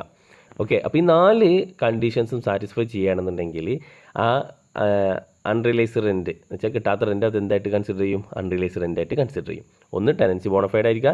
രണ്ടാമത്തത് എന്താ പറയുക, വ്യക്തിയെ ഡിഫാൾട്ടായിട്ടുള്ള ടെനൻറ്റിനെ വെക്കേറ്റ് ചെയ്യുക. ഇനി മൂന്നാമത്തെ വെച്ചാൽ ആ അസസിയുടെ മറ്റൊരു പ്രോപ്പർട്ടിയിലും ഡിഫാൾട്ടിംഗ് ടെനൻറ്റിനെ താമസിപ്പിക്കാൻ പാടില്ല. നാലാമത്തത് ആ കിട്ടാത്ത റെൻറ്റിന് വേണ്ടിയുള്ള നിയമ നടപടികളുമായിട്ട് മുന്നോട്ട് പോവുക. അപ്പോൾ ഇങ്ങനെയാണെന്നുണ്ടെങ്കിൽ അത് അൺറിയലൈസ്ഡ് റെൻ്റ് ആകും. അപ്പോൾ അൺറിയലൈസ്ഡ് റെൻ്റ് ആയി കഴിഞ്ഞ് കഴിഞ്ഞാൽ it can be deducted from gross annual value along with the municipal tax paid by the assessee. അപ്പോൾ ഗ്രോസ് ആനുവൽ വാല്യൂന്ന് ഈ അൺറിയലൈസ്ഡ് റെൻറ്റ് എന്ത് ചെയ്യാൻ പറ്റും? കുറയ്ക്കാൻ പറ്റും. ക്ലിയർ? ഓക്കെ, അപ്പോൾ ഇനി ഒരു ക്വസ്റ്റ്യൻ നോക്കാം.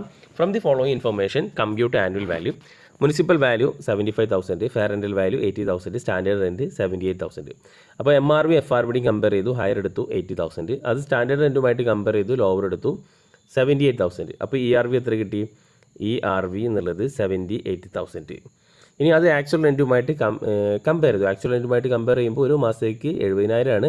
അപ്പോൾ 12 മാസത്തേക്കാകുമ്പോൾ 84,000. അപ്പോൾ ഹയർ ഏതാണ്? ഹയർ ആക്ച്വൽ റെൻറ്റ് തന്നെയാണ്. അപ്പോൾ GAV എത്ര? 84,000. അപ്പോൾ GAV കിട്ടി 84,000. ഇനി മുനിസിപ്പൽ ടാക്സ് പേ ചെയ്തിട്ടുള്ളത് 14,000 ആണ്.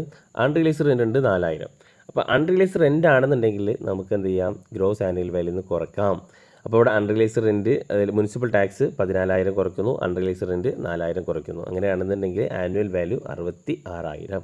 ക്ലിയർ അല്ലേ? 84,000 നിന്ന് ബാക്കി 18,000 കുറച്ച് കഴിഞ്ഞാൽ 66,000. ഇത് അങ്ങോട്ടും ഇങ്ങോട്ടൊന്നും മാറിയിട്ടുണ്ട് എന്ന് മാത്രം. ഓക്കെ, ക്ലിയർ ആയിട്ടുണ്ടാകും എന്ന് വിചാരിക്കുന്നു. ഇനി next, gross annual value of self occupied house property. അപ്പോൾ income from house property calculate ചെയ്യുമ്പോൾ നമ്മൾ ലെറ്റ് ഔട്ട് പ്രോപ്പർട്ടി ആണോ സെൽഫ് ഒക്യുപ്പൈഡ് പ്രോപ്പർട്ടി ആണോ നോക്കുക. ലെറ്റ് ഔട്ട് പ്രോപ്പർട്ടി ആണെങ്കിൽ അതിന് MRV FRBD കമ്പയർ ചെയ്ത് ഗ്രോസ് ആനുവൽ വാല്യൂ കാൽക്കുലേറ്റ് ചെയ്യുക, എന്നിട്ട് ആനുവൽ വാല്യൂ കാൽക്കുലേറ്റ് ചെയ്യുക. അതല്ല, let out self occupied property ആണെങ്കിൽ എന്ന് വെച്ചാൽ ആ അസസി സ്വന്തമായിട്ട് താമസിക്കുന്ന വീടാണ്, അത് വാടകയ്ക്ക് ആർക്കും കൊടുക്കണില്ല. അങ്ങനെയാണെങ്കിൽ gross annual value of self occupied house properties നിൽ. അപ്പോൾ അതിൻ്റെ സെൽഫ് ഒക്യുപ്പൈഡ് ഹൗസ് പ്രോപ്പർട്ടി എന്താണ്? നില്ലാണ്. ഓക്കെ, അപ്പോൾ മാക്സിമം 2 വീട് വരെ സെൽഫ് ഒക്യുപ്പൈഡ് ആയിട്ട് കൺസിഡർ ചെയ്യാം. അപ്പോൾ ഒരു വ്യക്തിക്ക് 2 വീടുണ്ട്, രണ്ടും വാടക കൊടുക്കണില്ല, അങ്ങോട്ടും മാറി മാറി താമസിക്കണം. അപ്പോൾ അങ്ങനെയാണെങ്കിൽ ആ രണ്ടും സെൽഫ് ഒക്യുപ്പൈഡ് ആയിട്ട് കൺസിഡർ ചെയ്യാം. ഇനി 3 വീടുണ്ടെന്ന് വിചാരിക്കുക, 2 എണ്ണം സെൽഫ് ഒക്യുപ്പൈഡ് ആയിട്ട് എടുക്കാം, 1 ലെറ്റ് ഔട്ട് ആയിട്ട് ഡീംഡ് ലെറ്റ് ഔട്ട് പ്രോപ്പർട്ടി ആയിട്ട് കൺസിഡർ ചെയ്യണം. Okay, then if an assess is own more than 2 houses property using all of the self occupation, in such a cases only 2 house of this choice is treated as a self occupied. അതിനെ പറഞ്ഞത് 2ൽ കൂടുതലുണ്ടെങ്കിൽ അസസിയുടെ choice പ്രകാരം 2 എണ്ണം self occupied ആയിട്ട് treat ചെയ്യാം, മറ്റേത് deemed let out, അത് വാടക കൊടുത്തിട്ടില്ലെങ്കിൽ പോലും സ്വന്തമായിട്ട് തന്നെയാണ് ഈ 3 വീട്ടിൽ താമസിക്കുന്നത്. അങ്ങനെയാണെങ്കിൽ വാടകയ്ക്ക് കൊടുത്തിട്ടില്ല എങ്കിൽ പോലും അത് ഡീംഡ് ലെറ്റ് ഔട്ട് ആയിട്ട് കൺസിഡർ ചെയ്യും. ഒരു ക്വസ്റ്റ്യൻ നോക്കാം. From the following information calculate annual value of the house. Half of the house self occupied ആണ്, പകുതി സെൽഫ് ഒക്യുപ്പൈഡ് ആണ്, പകുതി എന്താണ്? ലെറ്റ് ഔട്ട് ആണ്. Municipal value of the house 2 lakh ആണ്. Municipal tax paid at 20%. അപ്പോൾ self occupied property എത്രയാണ്? പകുതിയാണ്, ഹാഫാണ്, എന്ന് വെച്ചാൽ 50% ആണ് അല്ലേ. അപ്പോൾ സെൽഫ് ഒക്യുപ്പൈഡ് പോർഷൻ ആയിട്ടുള്ള എന്താണ്? വാല്യൂ നില്ലാകും. സെൽഫ് ഒക്യുപ്പൈഡ് പോർഷൻ്റെ വാല്യൂ എന്താണ്? നില്ലാണ്. ഇനി ലെറ്റ് ഔട്ട് പോർഷൻ്റെ MRV എത്രയാണ്? 2 lakh ആണ്. അപ്പോൾ 2 lakh എന്നുള്ളത് ആ വീടിൻ്റെ മുഴുവനായിട്ടുള്ളതാണ്. ലെറ്റ് ഔട്ട് പോർഷൻ്റെ നോക്കുകയാണെങ്കിൽ MRV 1 lakh ആണ് അല്ലേ. പിന്നെ കമ്പയർ ചെയ്യാൻ ഹയർ ലോവർ കമ്പയർ ചെയ്യാൻ വേറെ ഒന്നും തന്നിട്ടില്ല. അപ്പോൾ ERV കിട്ടി. ERV എത്രയാണ്? 1 lakh. Okay, then half of the house let out 10,000. അപ്പോൾ ആക്ച്വൽ റെൻറ്റ് എത്രയാണ്? 1,20,000 ആണ് ആക്ച്വൽ റെൻറ്റ്. ഓക്കെ, അപ്പോൾ ഇത് കമ്പയർ ചെയ്തു, ആക്ച്വൽ റെൻ്റ് ആണ് കൂടുതൽ. അപ്പോൾ ഗ്രോസ് ആനുവൽ വാല്യൂ ഇതാണ് 1,20,000 ആണ്. അതിൽ നിന്ന് 1,20,000 നിന്ന് മുനിസിപ്പൽ ടാക്സ് 20% എന്ന് വെച്ച് കഴിഞ്ഞാൽ 1 lakhൻ്റെ 20% അല്ലേ. അപ്പോൾ അതെന്ത് ചെയ്യണം? ലെസ് ചെയ്യണം. അപ്പോൾ നോക്കാം, സെൽഫ് ഒക്യുപ്പൈഡ് പോർഷൻ്റെ നില്ലാണ്. ലെറ്റ് ഔട്ട് പ്രോപ്പർട്ടിയുടെ GAV 1,20,000, മുനിസിപ്പൽ ടാക്സ് പെയ്ഡ് 20,000 അല്ലേ. 1 lakhൻ്റെ 20% ആണ് മുനിസിപ്പൽ ടാക്സ്. അപ്പോൾ 20,000. അപ്പോൾ ആനുവൽ വാല്യൂ 3 കിട്ടി? 1 lakh ആനുവൽ വാല്യൂ. ക്ലിയർ? ഇനി അപ്പോൾ നമ്മളിപ്പോൾ ഇവിടെ ഗ്രോസ് ആനുവൽ വാല്യൂ ഇങ്ങനെ കാൽക്കുലേറ്റ് ചെയ്യാമെന്നുള്ള പഠിച്ചു, ഡിഡക്ഷൻ പഠിച്ചു അല്ലേ. ഡിഡക്ഷനിൽ municipal tax paid by the owner, unrealised rent. അപ്പോൾ അത് കുറച്ച് നമുക്ക് എന്ത് കിട്ടും? ആനുവൽ വാല്യൂ കിട്ടും. ഇനി ഈ ആനുവൽ വാല്യൂവിൽ നിന്ന് മെയിനായിട്ടും 2 ഐറ്റം ഡിഡക്റ്റ് ചെയ്യാനുണ്ട്. ഒന്ന് സ്റ്റാൻഡേർഡ് ഡിഡക്ഷൻ, അതുപോലെ കാൽക്കുലേഷൻ ഒന്നുമില്ല. എത്രയാണോ ആനുവൽ വാല്യൂ കിട്ടിയത് അതിൻ്റെ നേരെ 30% ആയിട്ട് കുറക്കാം. രണ്ടാമത്തത് ഇൻട്രസ്റ്റ് ഓൺ ബോറോവ്ഡ് ക്യാപിറ്റൽ. ഒരു വീട് വെക്കുമ്പോൾ ചിലപ്പോൾ ലോണൊക്കെ എടുക്കേണ്ടി വരും അല്ലേ, ഹൗസിംഗ് ലോണൊക്കെ എടുക്കേണ്ടി വരും. അപ്പോൾ ആ വീട് വെക്കാൻ വേണ്ടിയിട്ട് അല്ലെങ്കിൽ ബിൽഡിംഗ് ഉണ്ടാക്കാൻ വേണ്ടിയിട്ട് നമ്മൾ ലോൺ എടുത്തു കഴിഞ്ഞ് കഴിഞ്ഞാൽ, ഫണ്ട് ബോറോ ചെയ്ത് കഴിഞ്ഞാൽ അതിന് ഇൻട്രസ്റ്റ് കൊടുക്കണം. ആ ഇൻട്രസ്റ്റ് കറൻറ്റ് ഇയർ ഇൻട്രസ്റ്റും അതേപോലെ പ്രീവിയസ് ഇയർ ഇൻട്രസ്റ്റും ഡിഡക്റ്റ് ചെയ്യാം. അപ്പോൾ ഈ ആനുവൽ വാല്യൂന്ന് ഈ സ്റ്റാൻഡേർഡ് ഡിഡക്ഷനും അതേപോലെ ഇൻട്രസ്റ്റും കുറച്ച് കഴിഞ്ഞ് കഴിഞ്ഞാൽ ഇൻകം ഫ്രം ഹൗസ് പ്രോപ്പർട്ടി കിട്ടും. ഓക്കെ, അപ്പോൾ മെയിനായിട്ടും 2 ഐറ്റമാണ് ഡിഡക്റ്റ് ചെയ്യാനുള്ളത്. അതാണ് സെക്ഷൻ 24 പ്രകാരം സ്റ്റാൻഡേർഡ് ഡിഡക്ഷനും അല്ലേ. സ്റ്റാൻഡേർഡ് ഡിഡക്ഷൻ എന്ന് പറഞ്ഞു കഴിഞ്ഞാൽ 30%, 30%. എത്രയാണോ ആനുവൽ വാല്യൂ അതിൻ്റെ 30%. This deduction is allowed from the annual value cover the expense other than interest on loan in connection with the income. അപ്പോൾ ഇത്രയേ ഉള്ളൂ. സ്റ്റാൻഡേർഡ് ഡിഡക്ഷൻ എത്രയാണ്? 30% ഡിഡക്റ്റ് ചെയ്യാം. Then next interest on ബോറോവഡ് interest on capital ബോറോവഡ് for the property. നമ്മൾ ഒരു property ഉണ്ടാക്കാൻ വേണ്ടിയിട്ട് capital ആവശ്യം വരും, ഫണ്ട് ആവശ്യമുണ്ട്. അപ്പോൾ നമ്മൾ ലോൺ എടുത്തിട്ടുണ്ടാവും ബാങ്കിൽ നിന്ന്. അങ്ങനെയാണെങ്കിൽ an assessee can claim deduction for interest on capital borrowed for the purchase. എന്തിനൊക്കെയാണ്? വീട് പർച്ചേസ് ചെയ്യാനോ അല്ലെങ്കിൽ ആ ബിൽഡിംഗ് പർച്ചേസ് ചെയ്യാനോ കൺസ്ട്രക്ട് ചെയ്യാനോ റീകൺസ്ട്രക്ഷനോ repair renovation of the house property. അപ്പോൾ ഈ പർപ്പസിന് വേണ്ടിയിട്ട് നമ്മൾ ഫണ്ട് ബോറോ ചെയ്തിട്ടുണ്ട് ബാങ്കിൽ നിന്ന്, അല്ലെങ്കിൽ ഫണ്ട് മേടിച്ചിട്ടുണ്ട്. അപ്പോൾ അതിന് ഇൻട്രസ്റ്റ് കൊടുക്കുകയാണെന്നുണ്ടെങ്കിൽ ആ ഇൻട്രസ്റ്റ് ഡിഡക്ഷൻ കിട്ടും. കറൻറ്റ് ഇയർ ഇൻട്രസ്റ്റ് ലോൺ എടുത്തു കഴിഞ്ഞാൽ അതിന് ഇൻട്രസ്റ്റ് ഇങ്ങനെ വന്നുകൊണ്ടിരിക്കും. അപ്പോൾ കറൻറ്റ് ഇയറിൽ ഇൻട്രസ്റ്റ് വന്നു കഴിഞ്ഞാൽ അത് ഡിഡക്റ്റ് ചെയ്യാം. ഇനി ആ ഒരു ലോൺ എടുത്തത് കൊടുക്കാൻ വേണ്ടി വീട്ടാൻ വേണ്ടിയിട്ട് വേറെ ലോൺ എടുത്തു കഴിഞ്ഞാൽ മറ്റേ പുതിയ ലോൺ എന്ത് വരും? ഇൻട്രസ്റ്റ് വരും. അതും ഡിഡക്റ്റ് ചെയ്യാവുന്നതാണ്. ഓക്കെ. ഇനി പ്രീ കൺസ്ട്രക്ഷൻ പീരീഡിലെ ഇൻട്രസ്റ്റ്. അപ്പോൾ നമ്മൾ വീട് അല്ലെങ്കിൽ ബിൽഡിംഗ് ഒക്കെ ഉണ്ടാക്കുമ്പോൾ എന്തായാലും സമയം എടുക്കും അല്ലേ?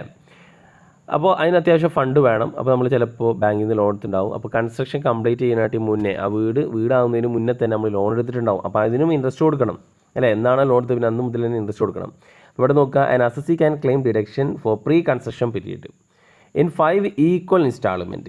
അപ്പോൾ പ്രീ കൺസ്ട്രക്ഷൻ പീരീഡിൽ കൺസ്ട്രക്ഷൻ കംപ്ലീറ്റ് ചെയ്യുന്നതിൻ്റെ മുമ്പുള്ള മൊത്തം ഇൻട്രസ്റ്റ് അതിനെ 5 കൊണ്ട് ഡിവൈഡ് ചെയ്തിട്ട് ഓരോ വർഷവും കിട്ടുന്ന എമൗണ്ട് എന്ത് ചെയ്യുക? ഓരോ വർഷം കൊടുക്കാം.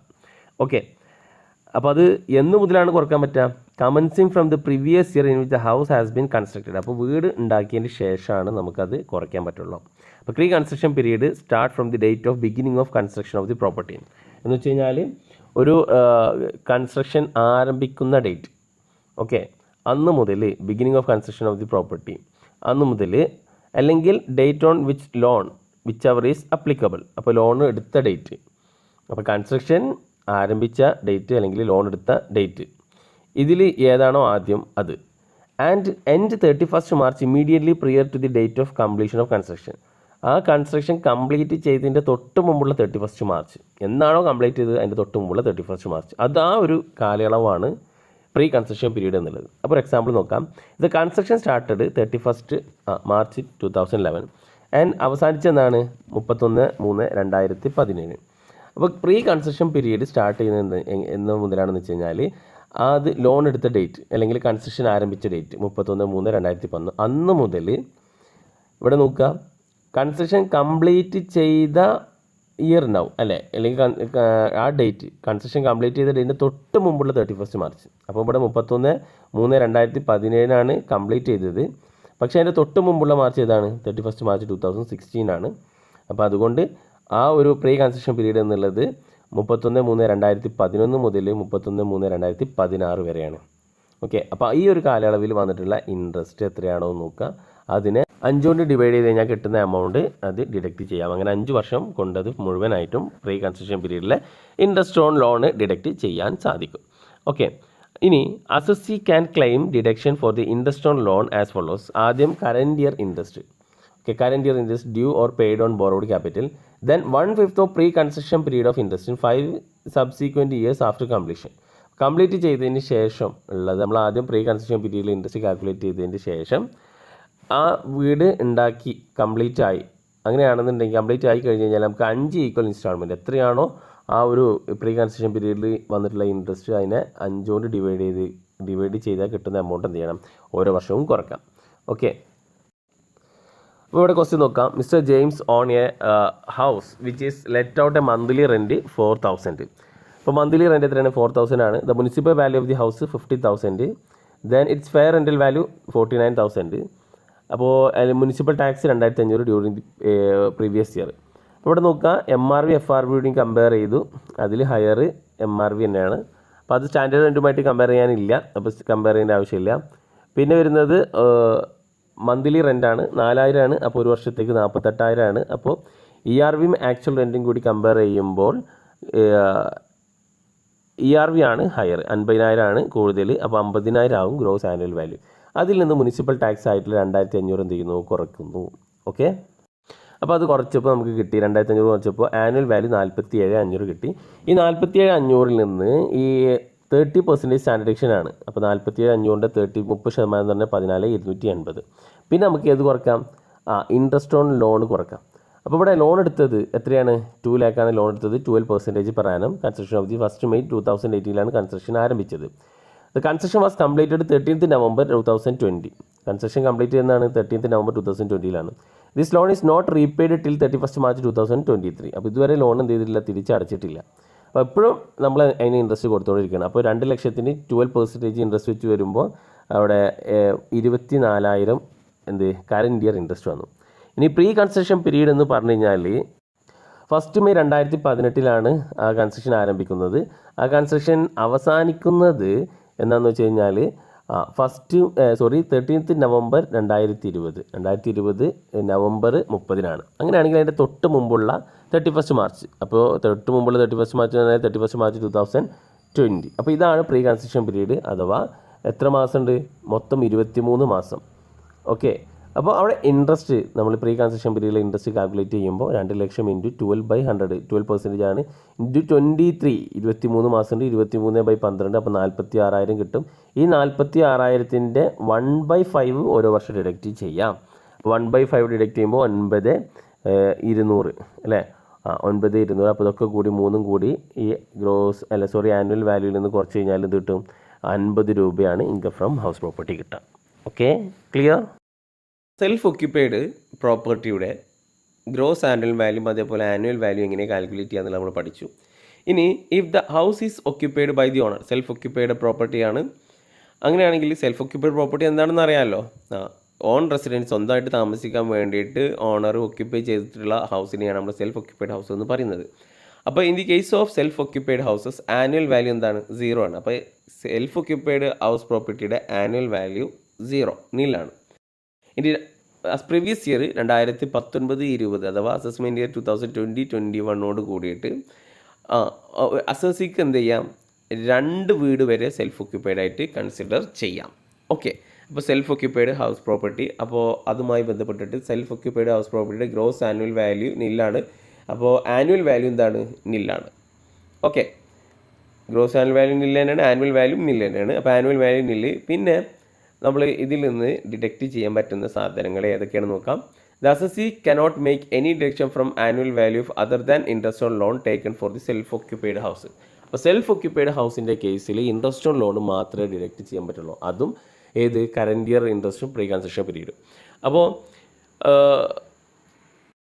ലോൺ എടുത്തത് ബിഫോർ 1 April 1999 വെച്ചാൽ 1999 April 1 മുമ്പാണ് ലോൺ എടുത്തത് എങ്കിൽ മാക്സിമം ഇൻട്രസ്റ്റ് ഡിഡക്റ്റ് ചെയ്യാൻ പറ്റുന്നത് 30,000 ആണ്, 30,000 ആണ്. ഇനി ലോൺ എടുത്തത് 1/4/1999 ശേഷമാണെന്നുണ്ടെങ്കിൽ മാക്സിമം ഇൻട്രസ്റ്റ് ഡിഡക്റ്റ് ചെയ്യാൻ പറ്റുന്നത് 2 lakh ആണ്. അപ്പോൾ maximum limit of 2 lakh is available only if the house is acquired or constructed within 5 years of availing loan. അപ്പോൾ ലോണ് നമുക്ക് കിട്ടിയിട്ട് 5 വർഷത്തിനുള്ളിൽ ആ വീട് കംപ്ലീറ്റ് ചെയ്ത് കഴിഞ്ഞ് കഴിഞ്ഞാൽ മാത്രമേ, അല്ലെങ്കിൽ അതിൽ 5 കൊല്ലത്തിൻ്റെ ഉള്ളിൽ എന്ത് ചെയ്യണം? അതിൽ താമസിക്കണം. എങ്കിൽ മാത്രമേ ഈ ഒരു ഇൻട്രസ്റ്റ് ഓൺ ലോൺ ഡിഡക്ഷൻ കിട്ടുള്ളൂ, 2 ലക്ഷം. ഓക്കെ. ഇനി further if the loan is taken for the repairing purpose or maximum limit is 30,000 in all cases. അപ്പോൾ നമ്മളിപ്പോൾ ഈ ഫണ്ട് വിഡ്രോ ചെയ്തിട്ടുള്ളത് റിപ്പയറിങ്ങിനും അതേപോലെ റിപ്പയറിംഗ് പർപ്പസിനാണെന്നുണ്ട് എങ്കിൽ മാക്സിമം 30,000 ആണ് ഡിഡക്റ്റ് ചെയ്യാൻ പറ്റുക. Okay, clear? അപ്പോൾ ഇനി അതുമായി ബന്ധപ്പെട്ടിട്ട് കുറച്ച് പോയിന്റ് നോക്കാം. First, interest on capital borrowed for repairing, renewal or construction shall be deductible up to 30,000. അപ്പോൾ ഈ ഫണ്ട് വിഡ്രോ ചെയ്തില്ല അല്ലെങ്കിൽ ലോൺ എടുത്തിട്ടുള്ളത് റിപ്പയറിങ്ങിനോ റിന്യൂവലിനോ റീകൺസ്ട്രക്ഷനോ വേണ്ടിയിട്ടാണെന്നുണ്ടെങ്കിൽ മാക്സിമം ഡിഡക്ഷൻ 30,000 ആണ് കിട്ടുക.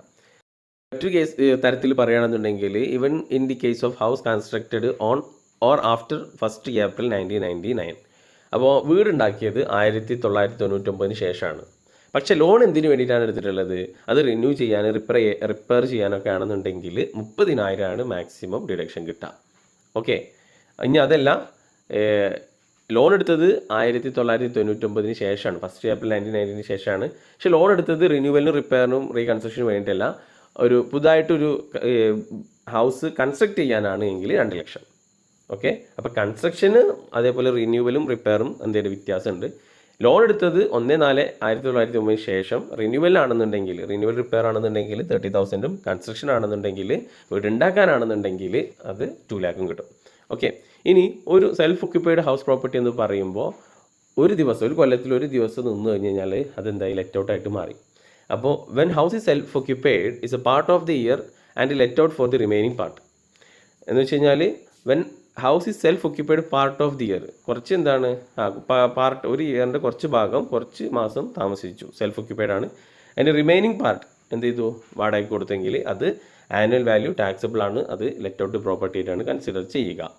ഇനി when A part of the house is self occupied and the remaining part let out. അപ്പോൾ ഒരു വീടുണ്ട്, പകുതി സെൽഫ് ഒക്യുപ്പൈഡ് ആണ്, പകുതി ലെറ്റ് ഔട്ട് ആണ്. അപ്പോൾ അങ്ങനെയാണെങ്കിൽ annual value of self occupied part let out part separately computer. അപ്പോൾ അത് രണ്ടായിട്ട് തന്നെ നമ്മൾ നേരത്തെ പ്രോബ്ലം ചെയ്തല്ലോ, ഇപ്പോൾ സെപ്പറേറ്റ് ആയിട്ട് തന്നെയാണ് അത് കാൽക്കുലേറ്റ് ചെയ്യേണ്ടത്. ഇനി ലോസ് ഫ്രം ഹൗസ് പ്രോപ്പർട്ടി. അപ്പോൾ ഒരു വീട്ടിൽ നിന്ന് അത് നഷ്ടം വരാം. ഇപ്പോൾ സെൽഫ് ഒക്യുപ്പൈഡ് പ്രോപ്പർട്ടി ആണെങ്കിൽ അതിൻ്റെ ആനുവൽ വാല്യൂ നില്ലാണ്. പിന്നെ ഡിഡക്റ്റ് ചെയ്യാം, ഏത് ഇൻട്രസ്റ്റ് ഓൺ ലോൺ ഡിഡക്റ്റ് ചെയ്യാം.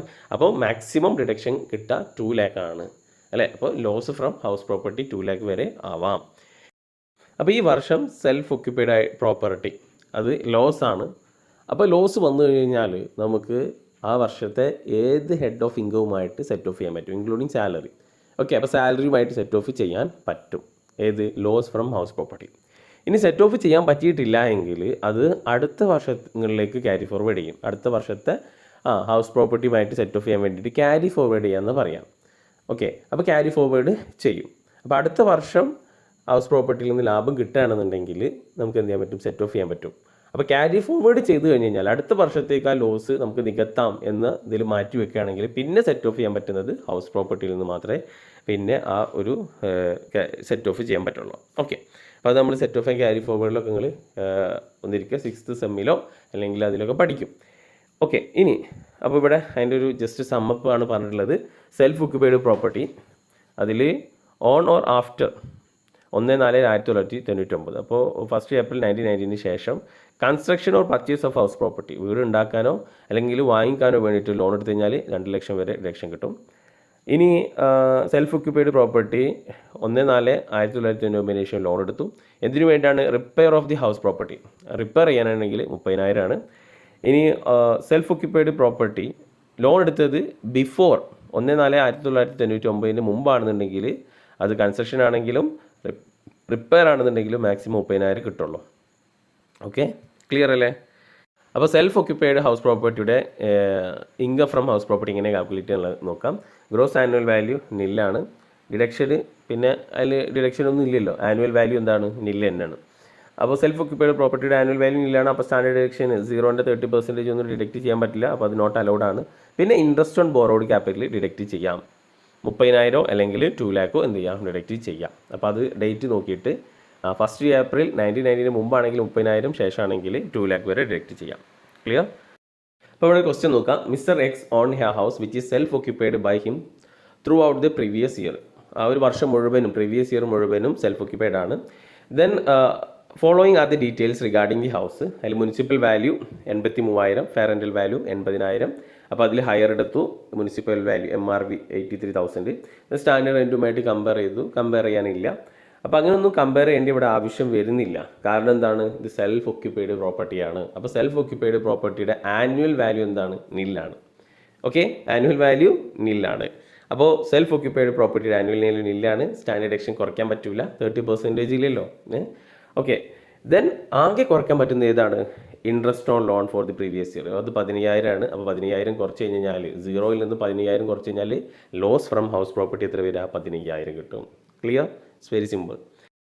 നെക്സ്റ്റ് ഒരു ക്വസ്റ്റ്യൻ നോക്കാം. മിസ്റ്റർ സൗബിൻ ഓൺ 3 houses, 3 വീടുണ്ട് ആ സൗബിന്. അതിലൊന്ന് സെൽഫ് ഒക്യുപ്പൈഡ് ആണ്, ഒന്ന് ലെറ്റ് ഔട്ട് ആണ്, ഒന്ന് ഓൺ ബിസിനസ്സിന് വേണ്ടി യൂസ് ചെയ്യുന്നതാണ്.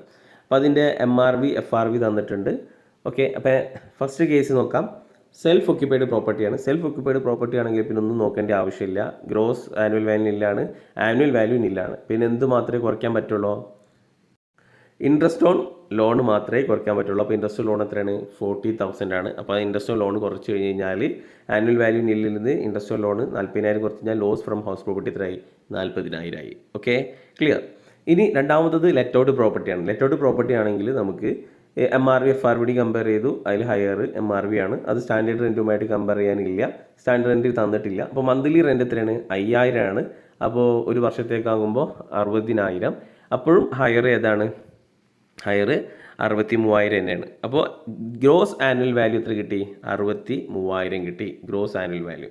അതിൽ നിന്ന് മുനിസിപ്പൽ ടാക്സ് എത്രയാണ്? Municipal tax 5%. ഇതിൻ്റെ മുനിസിപ്പൽ വാല്യൂവിൻ്റെ 5%. അപ്പോൾ എപ്പോഴും മുനിസിപ്പൽ ടാക്സ് പെയ്ഡ് പെർസെൻറ്റേജ് മാത്രം തരികയാണെന്നുണ്ടെങ്കിൽ അത് ഏതിൻ്റെ 5% ആകും? മുനിസിപ്പൽ വാല്യൂവിൻ്റെ 5% ആകും. അപ്പോൾ 63,000-ൻ്റെ 5% എന്ന് പറഞ്ഞു കഴിഞ്ഞാൽ 3,150 രൂപയാണ്. അപ്പോൾ അത് കുറച്ചു. അപ്പോൾ ആനുവൽ വാല്യൂ എത്ര കിട്ടി? 59,850 കിട്ടി. പിന്നെ അതിൽ നിന്ന് കുറക്കാൻ പറ്റുന്ന ഏതാണ്? 30% standard deduction.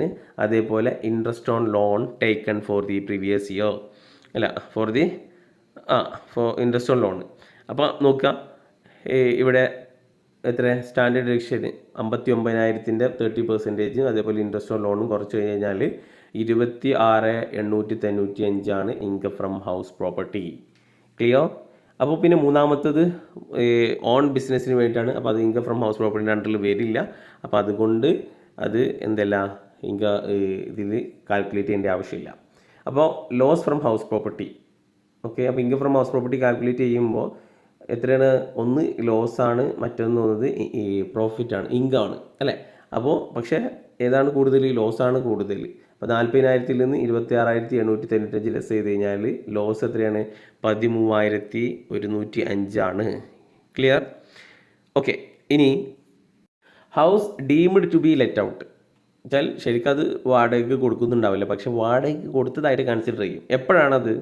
If an assessee more than 2 houses a self occupied, 2-ൽ കൂടുതൽ വീട് സെൽഫ് ഒക്യുപ്പൈഡ് ആയിട്ട് എടുക്കുകയാണെന്നുണ്ടെങ്കിൽ 2 വീട് വരെ സെൽഫ് ഒക്യുപ്പൈഡ് ആയിട്ട് ആവാം. ബാക്കി 2-ൽ കൂടുതലാണെന്നുണ്ടെങ്കിൽ ഇതെന്താകും? ബാക്കിയുള്ള വീടൊക്കെ ലെറ്റ് ഔട്ട് ആയിട്ട് കൺസിഡർ ചെയ്യും. ഇവിടെ 2 ഹൗസസ് സെൽഫ് ഒക്യുപ്പൈഡ് ആയിട്ട് കൺസിഡർ ചെയ്യും. All others will be assessed as a deemed to be let out. Okay, അപ്പോൾ അങ്ങനത്തെ കേസിൽ such house 2 houses having highest annual value can be taken as self occupied. അപ്പോൾ highest annual value ഉള്ളത് എന്താവാം?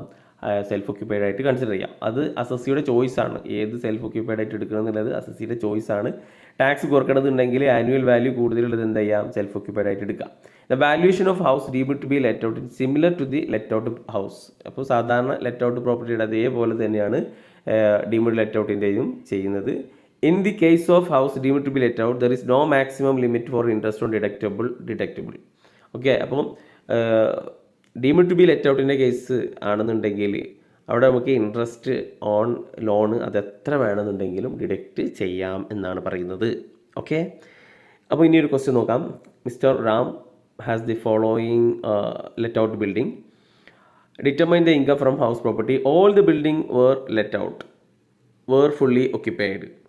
അപ്പോൾ 4 let ഔട്ടാണ്, സിമ്പിളാണ് അല്ലേ? MRV FRBD കമ്പയർ ചെയ്തു, ഹയർ എടുത്തു. ദെൻ SRVയുമായിട്ട് കമ്പയർ ചെയ്ത് ലോവർ എടുത്തു.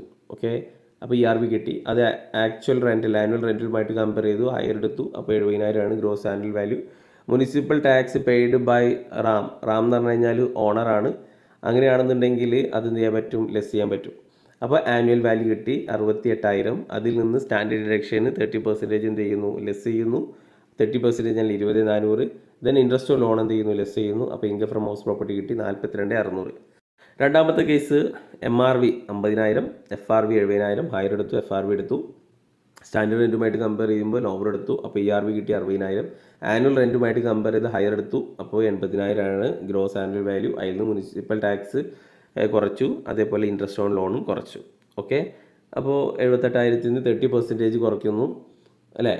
അല്ല, 80,000 നിന്ന് എന്താ പറയുക ടാക്സ് അടച്ചത് കുറയ്ക്കുന്നു. അപ്പോൾ 78,000 30% ആയിട്ട് 23,400.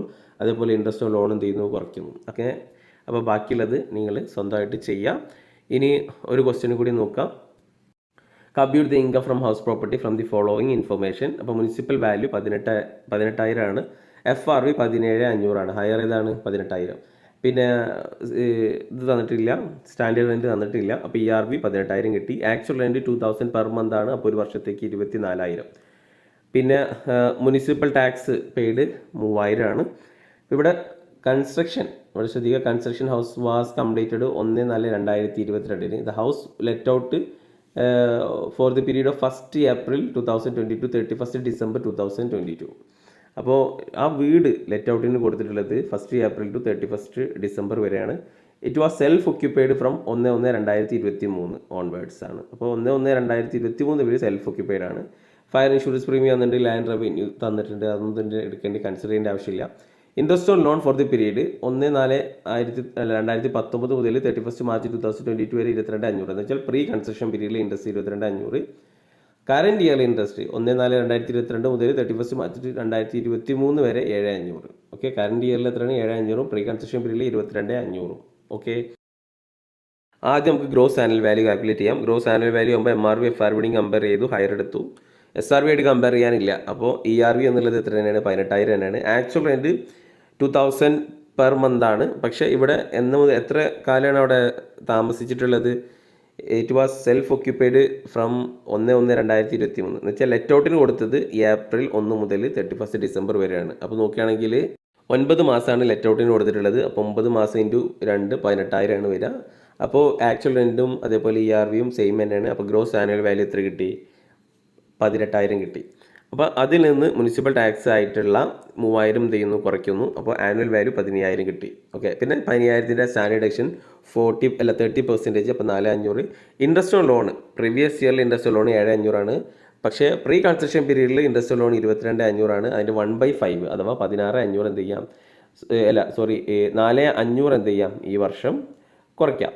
ഓക്കെ, 22,500 ആണ് മൊത്തം. അതിൽ 1/5 5-1 പോർഷൻ എന്ത് ചെയ്യാം? ഈ വർഷം കുറയ്ക്കാം. അപ്പോൾ 4,500 കുറച്ച് കഴിഞ്ഞാൽ മൊത്തം 16,500 എന്ത് ചെയ്യാം? കുറയ്ക്കാനുണ്ടാകും. അപ്പോൾ 15,000-ൽ നിന്ന് 16,500 കൊടുത്തു കഴിഞ്ഞാൽ ലോസ് ഫ്രം ഹൗസ് പ്രോപ്പർട്ടി 1,500 വരും. ഓക്കെ, ക്ലിയർ അല്ലേ? ഇനി അൺറിയലൈസ്ഡ് റെൻറ്റ് അതേപോലെ അരിയർ റെൻറ്റൊക്കെ നമുക്ക് കിട്ടുകയാണെന്നുണ്ടെങ്കിൽ, അത് റിയലൈസ് ചെയ്യുകയാണെന്നുണ്ടെങ്കിൽ, അപ്പോൾ അൺറിയലൈസ്ഡ് റെൻറ്റ് എന്ന് പറഞ്ഞു കഴിഞ്ഞാൽ എന്താണെന്ന് മനസ്സിലായി. അപ്പോൾ കിട്ടാത്ത റെൻറ്റ് നമുക്ക് ചിലപ്പോൾ ഒരു സുപ്രഭാതത്തിൽ തരുന്ന ആൾക്ക് തോന്നി അത് കൊടുക്കാന്നുള്ളത്. അപ്പോൾ അൺറിയലൈസ്ഡ് റെൻറ്റ് എന്ത് ചെയ്തു? കിട്ടി. അപ്പോൾ ഇനി unrealised rent for the previous year subsequently realised it is added to the income from house property after deducting 30% amount realised. അപ്പോൾ നമ്മൾ ഇങ്ങനെ ചെയ്യും. ഇവിടെ നമ്മൾ കണ്ടില്ലേ, annual value income from house property കിട്ടി.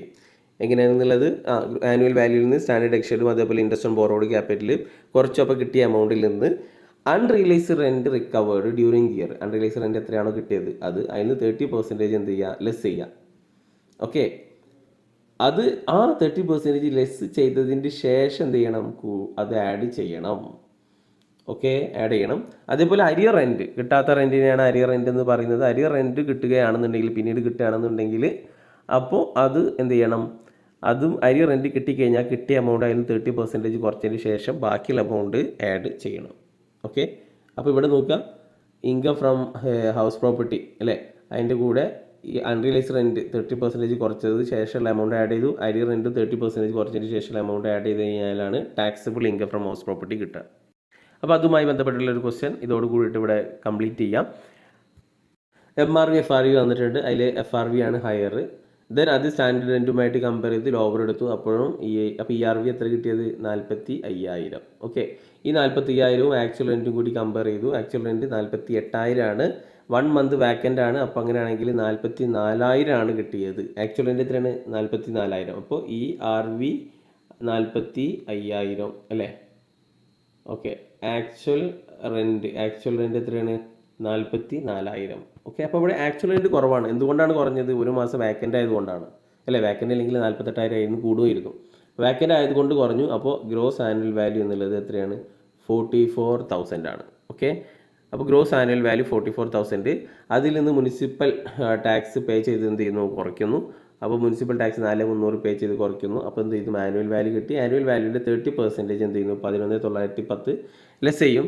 Then interest on loan. അപ്പോൾ ഇവിടെ നോക്കാം, ഇൻട്രസ്റ്റ് ഓൺ ലോൺ എത്രയാണ് കിട്ടിയിട്ടുള്ളത്? ക്വസ്റ്റ്യനിൽ ഇൻട്രസ്റ്റ് ഓൺ ലോണ് 14,000 ആണ്. അപ്പോൾ അതെന്ത് ചെയ്യുന്നു? കുറയ്ക്കുന്നു. 14,000 കുറയ്ക്കുന്നു. അപ്പോൾ അങ്ങനെയാണെങ്കിൽ ഇൻകം ഫ്രം ഹൗസ് പ്രോപ്പർട്ടി 13,790. ഇനി അൺറിയലൈസ്ഡ് റെൻറ്റ് ഉണ്ട് ക്വസ്റ്റ്യനിൽ. Unrealised rent for the previous year അല്ലേ? പ്രീവിയസ് ഇയറിൽ അത് എന്ത് ചെയ്തു? കിട്ടി. എത്ര കിട്ടിയത്? 10,000 ആണ് കിട്ടിയത്. അതേപോലെ അരിയർ റെൻറ്റ് 4,000 ഉണ്ടായിരുന്നു, അതും കിട്ടി. അപ്പോൾ നമ്മളിപ്പോൾ ഇവിടെ ചെയ്തത് എന്താ വെച്ച് കഴിഞ്ഞാൽ, നമുക്ക് എന്ത് ചെയ്തു? ഇൻകം ഫ്രം ഹൗസ് പ്രോപ്പർട്ടി ഇവിടെ കിട്ടിയിട്ടുണ്ട്. അതിൽ അൺറിയലൈസ്ഡ് റെൻറ്റ് എന്ത് ചെയ്തു? 10,000 ആണ്. അതിന് 30% കുറച്ചു. അപ്പോൾ 7,000 അത് എന്ത് ചെയ്യണം? ആഡ് ചെയ്യണം. അതേപോലെ അരിയർ റെൻറ്റ് 4,000 ആണ്. 4,000-ൻ്റെ 30% കുറയ്ക്കുമ്പോൾ 2,800. ഓക്കെ, അപ്പോൾ ഈ 13,790 നിന്ന് ഈ 2 എമൗണ്ട് എന്ത് ചെയ്യുന്നു, ആഡ് ചെയ്യുന്നു. അപ്പോൾ നമുക്ക് taxable income from house property കിട്ടും. അപ്പോൾ ഇവിടെ നമ്മൾ ഒരുപാട് ക്വസ്റ്റ്യൻസ് വർക്കൗട്ട് ചെയ്തിട്ടുണ്ട്. ജസ്റ്റ് ഒന്ന് നോക്കാം. അത്യാവശ്യം ലെങ്തി ആയിട്ടുള്ള ഒരു വീഡിയോ ആണ്, കാരണം ഇൻകം ഫ്രം ഹൗസ് പ്രോപ്പർട്ടി എന്നുള്ളത് ഈ ഒറ്റ വീഡിയോയിൽ തീർക്കാനുള്ളതാണ്. അപ്പോൾ ഇമ്പോർട്ടൻ്റ് ആയിട്ടുള്ള ഏരിയാസും അതേപോലെ പ്രധാനപ്പെട്ട ക്വസ്റ്റ്യൻസൊക്കെ പറഞ്ഞ് തന്നിട്ടുണ്ട്. അപ്പോൾ അതുപോലെ കൂടുതൽ പ്രോബ്ലം വർക്കൗട്ട് ചെയ്യാം. എന്തായാലും നന്നായിട്ട് പഠിക്കാം. Okay, thank you for watching. Will see next video.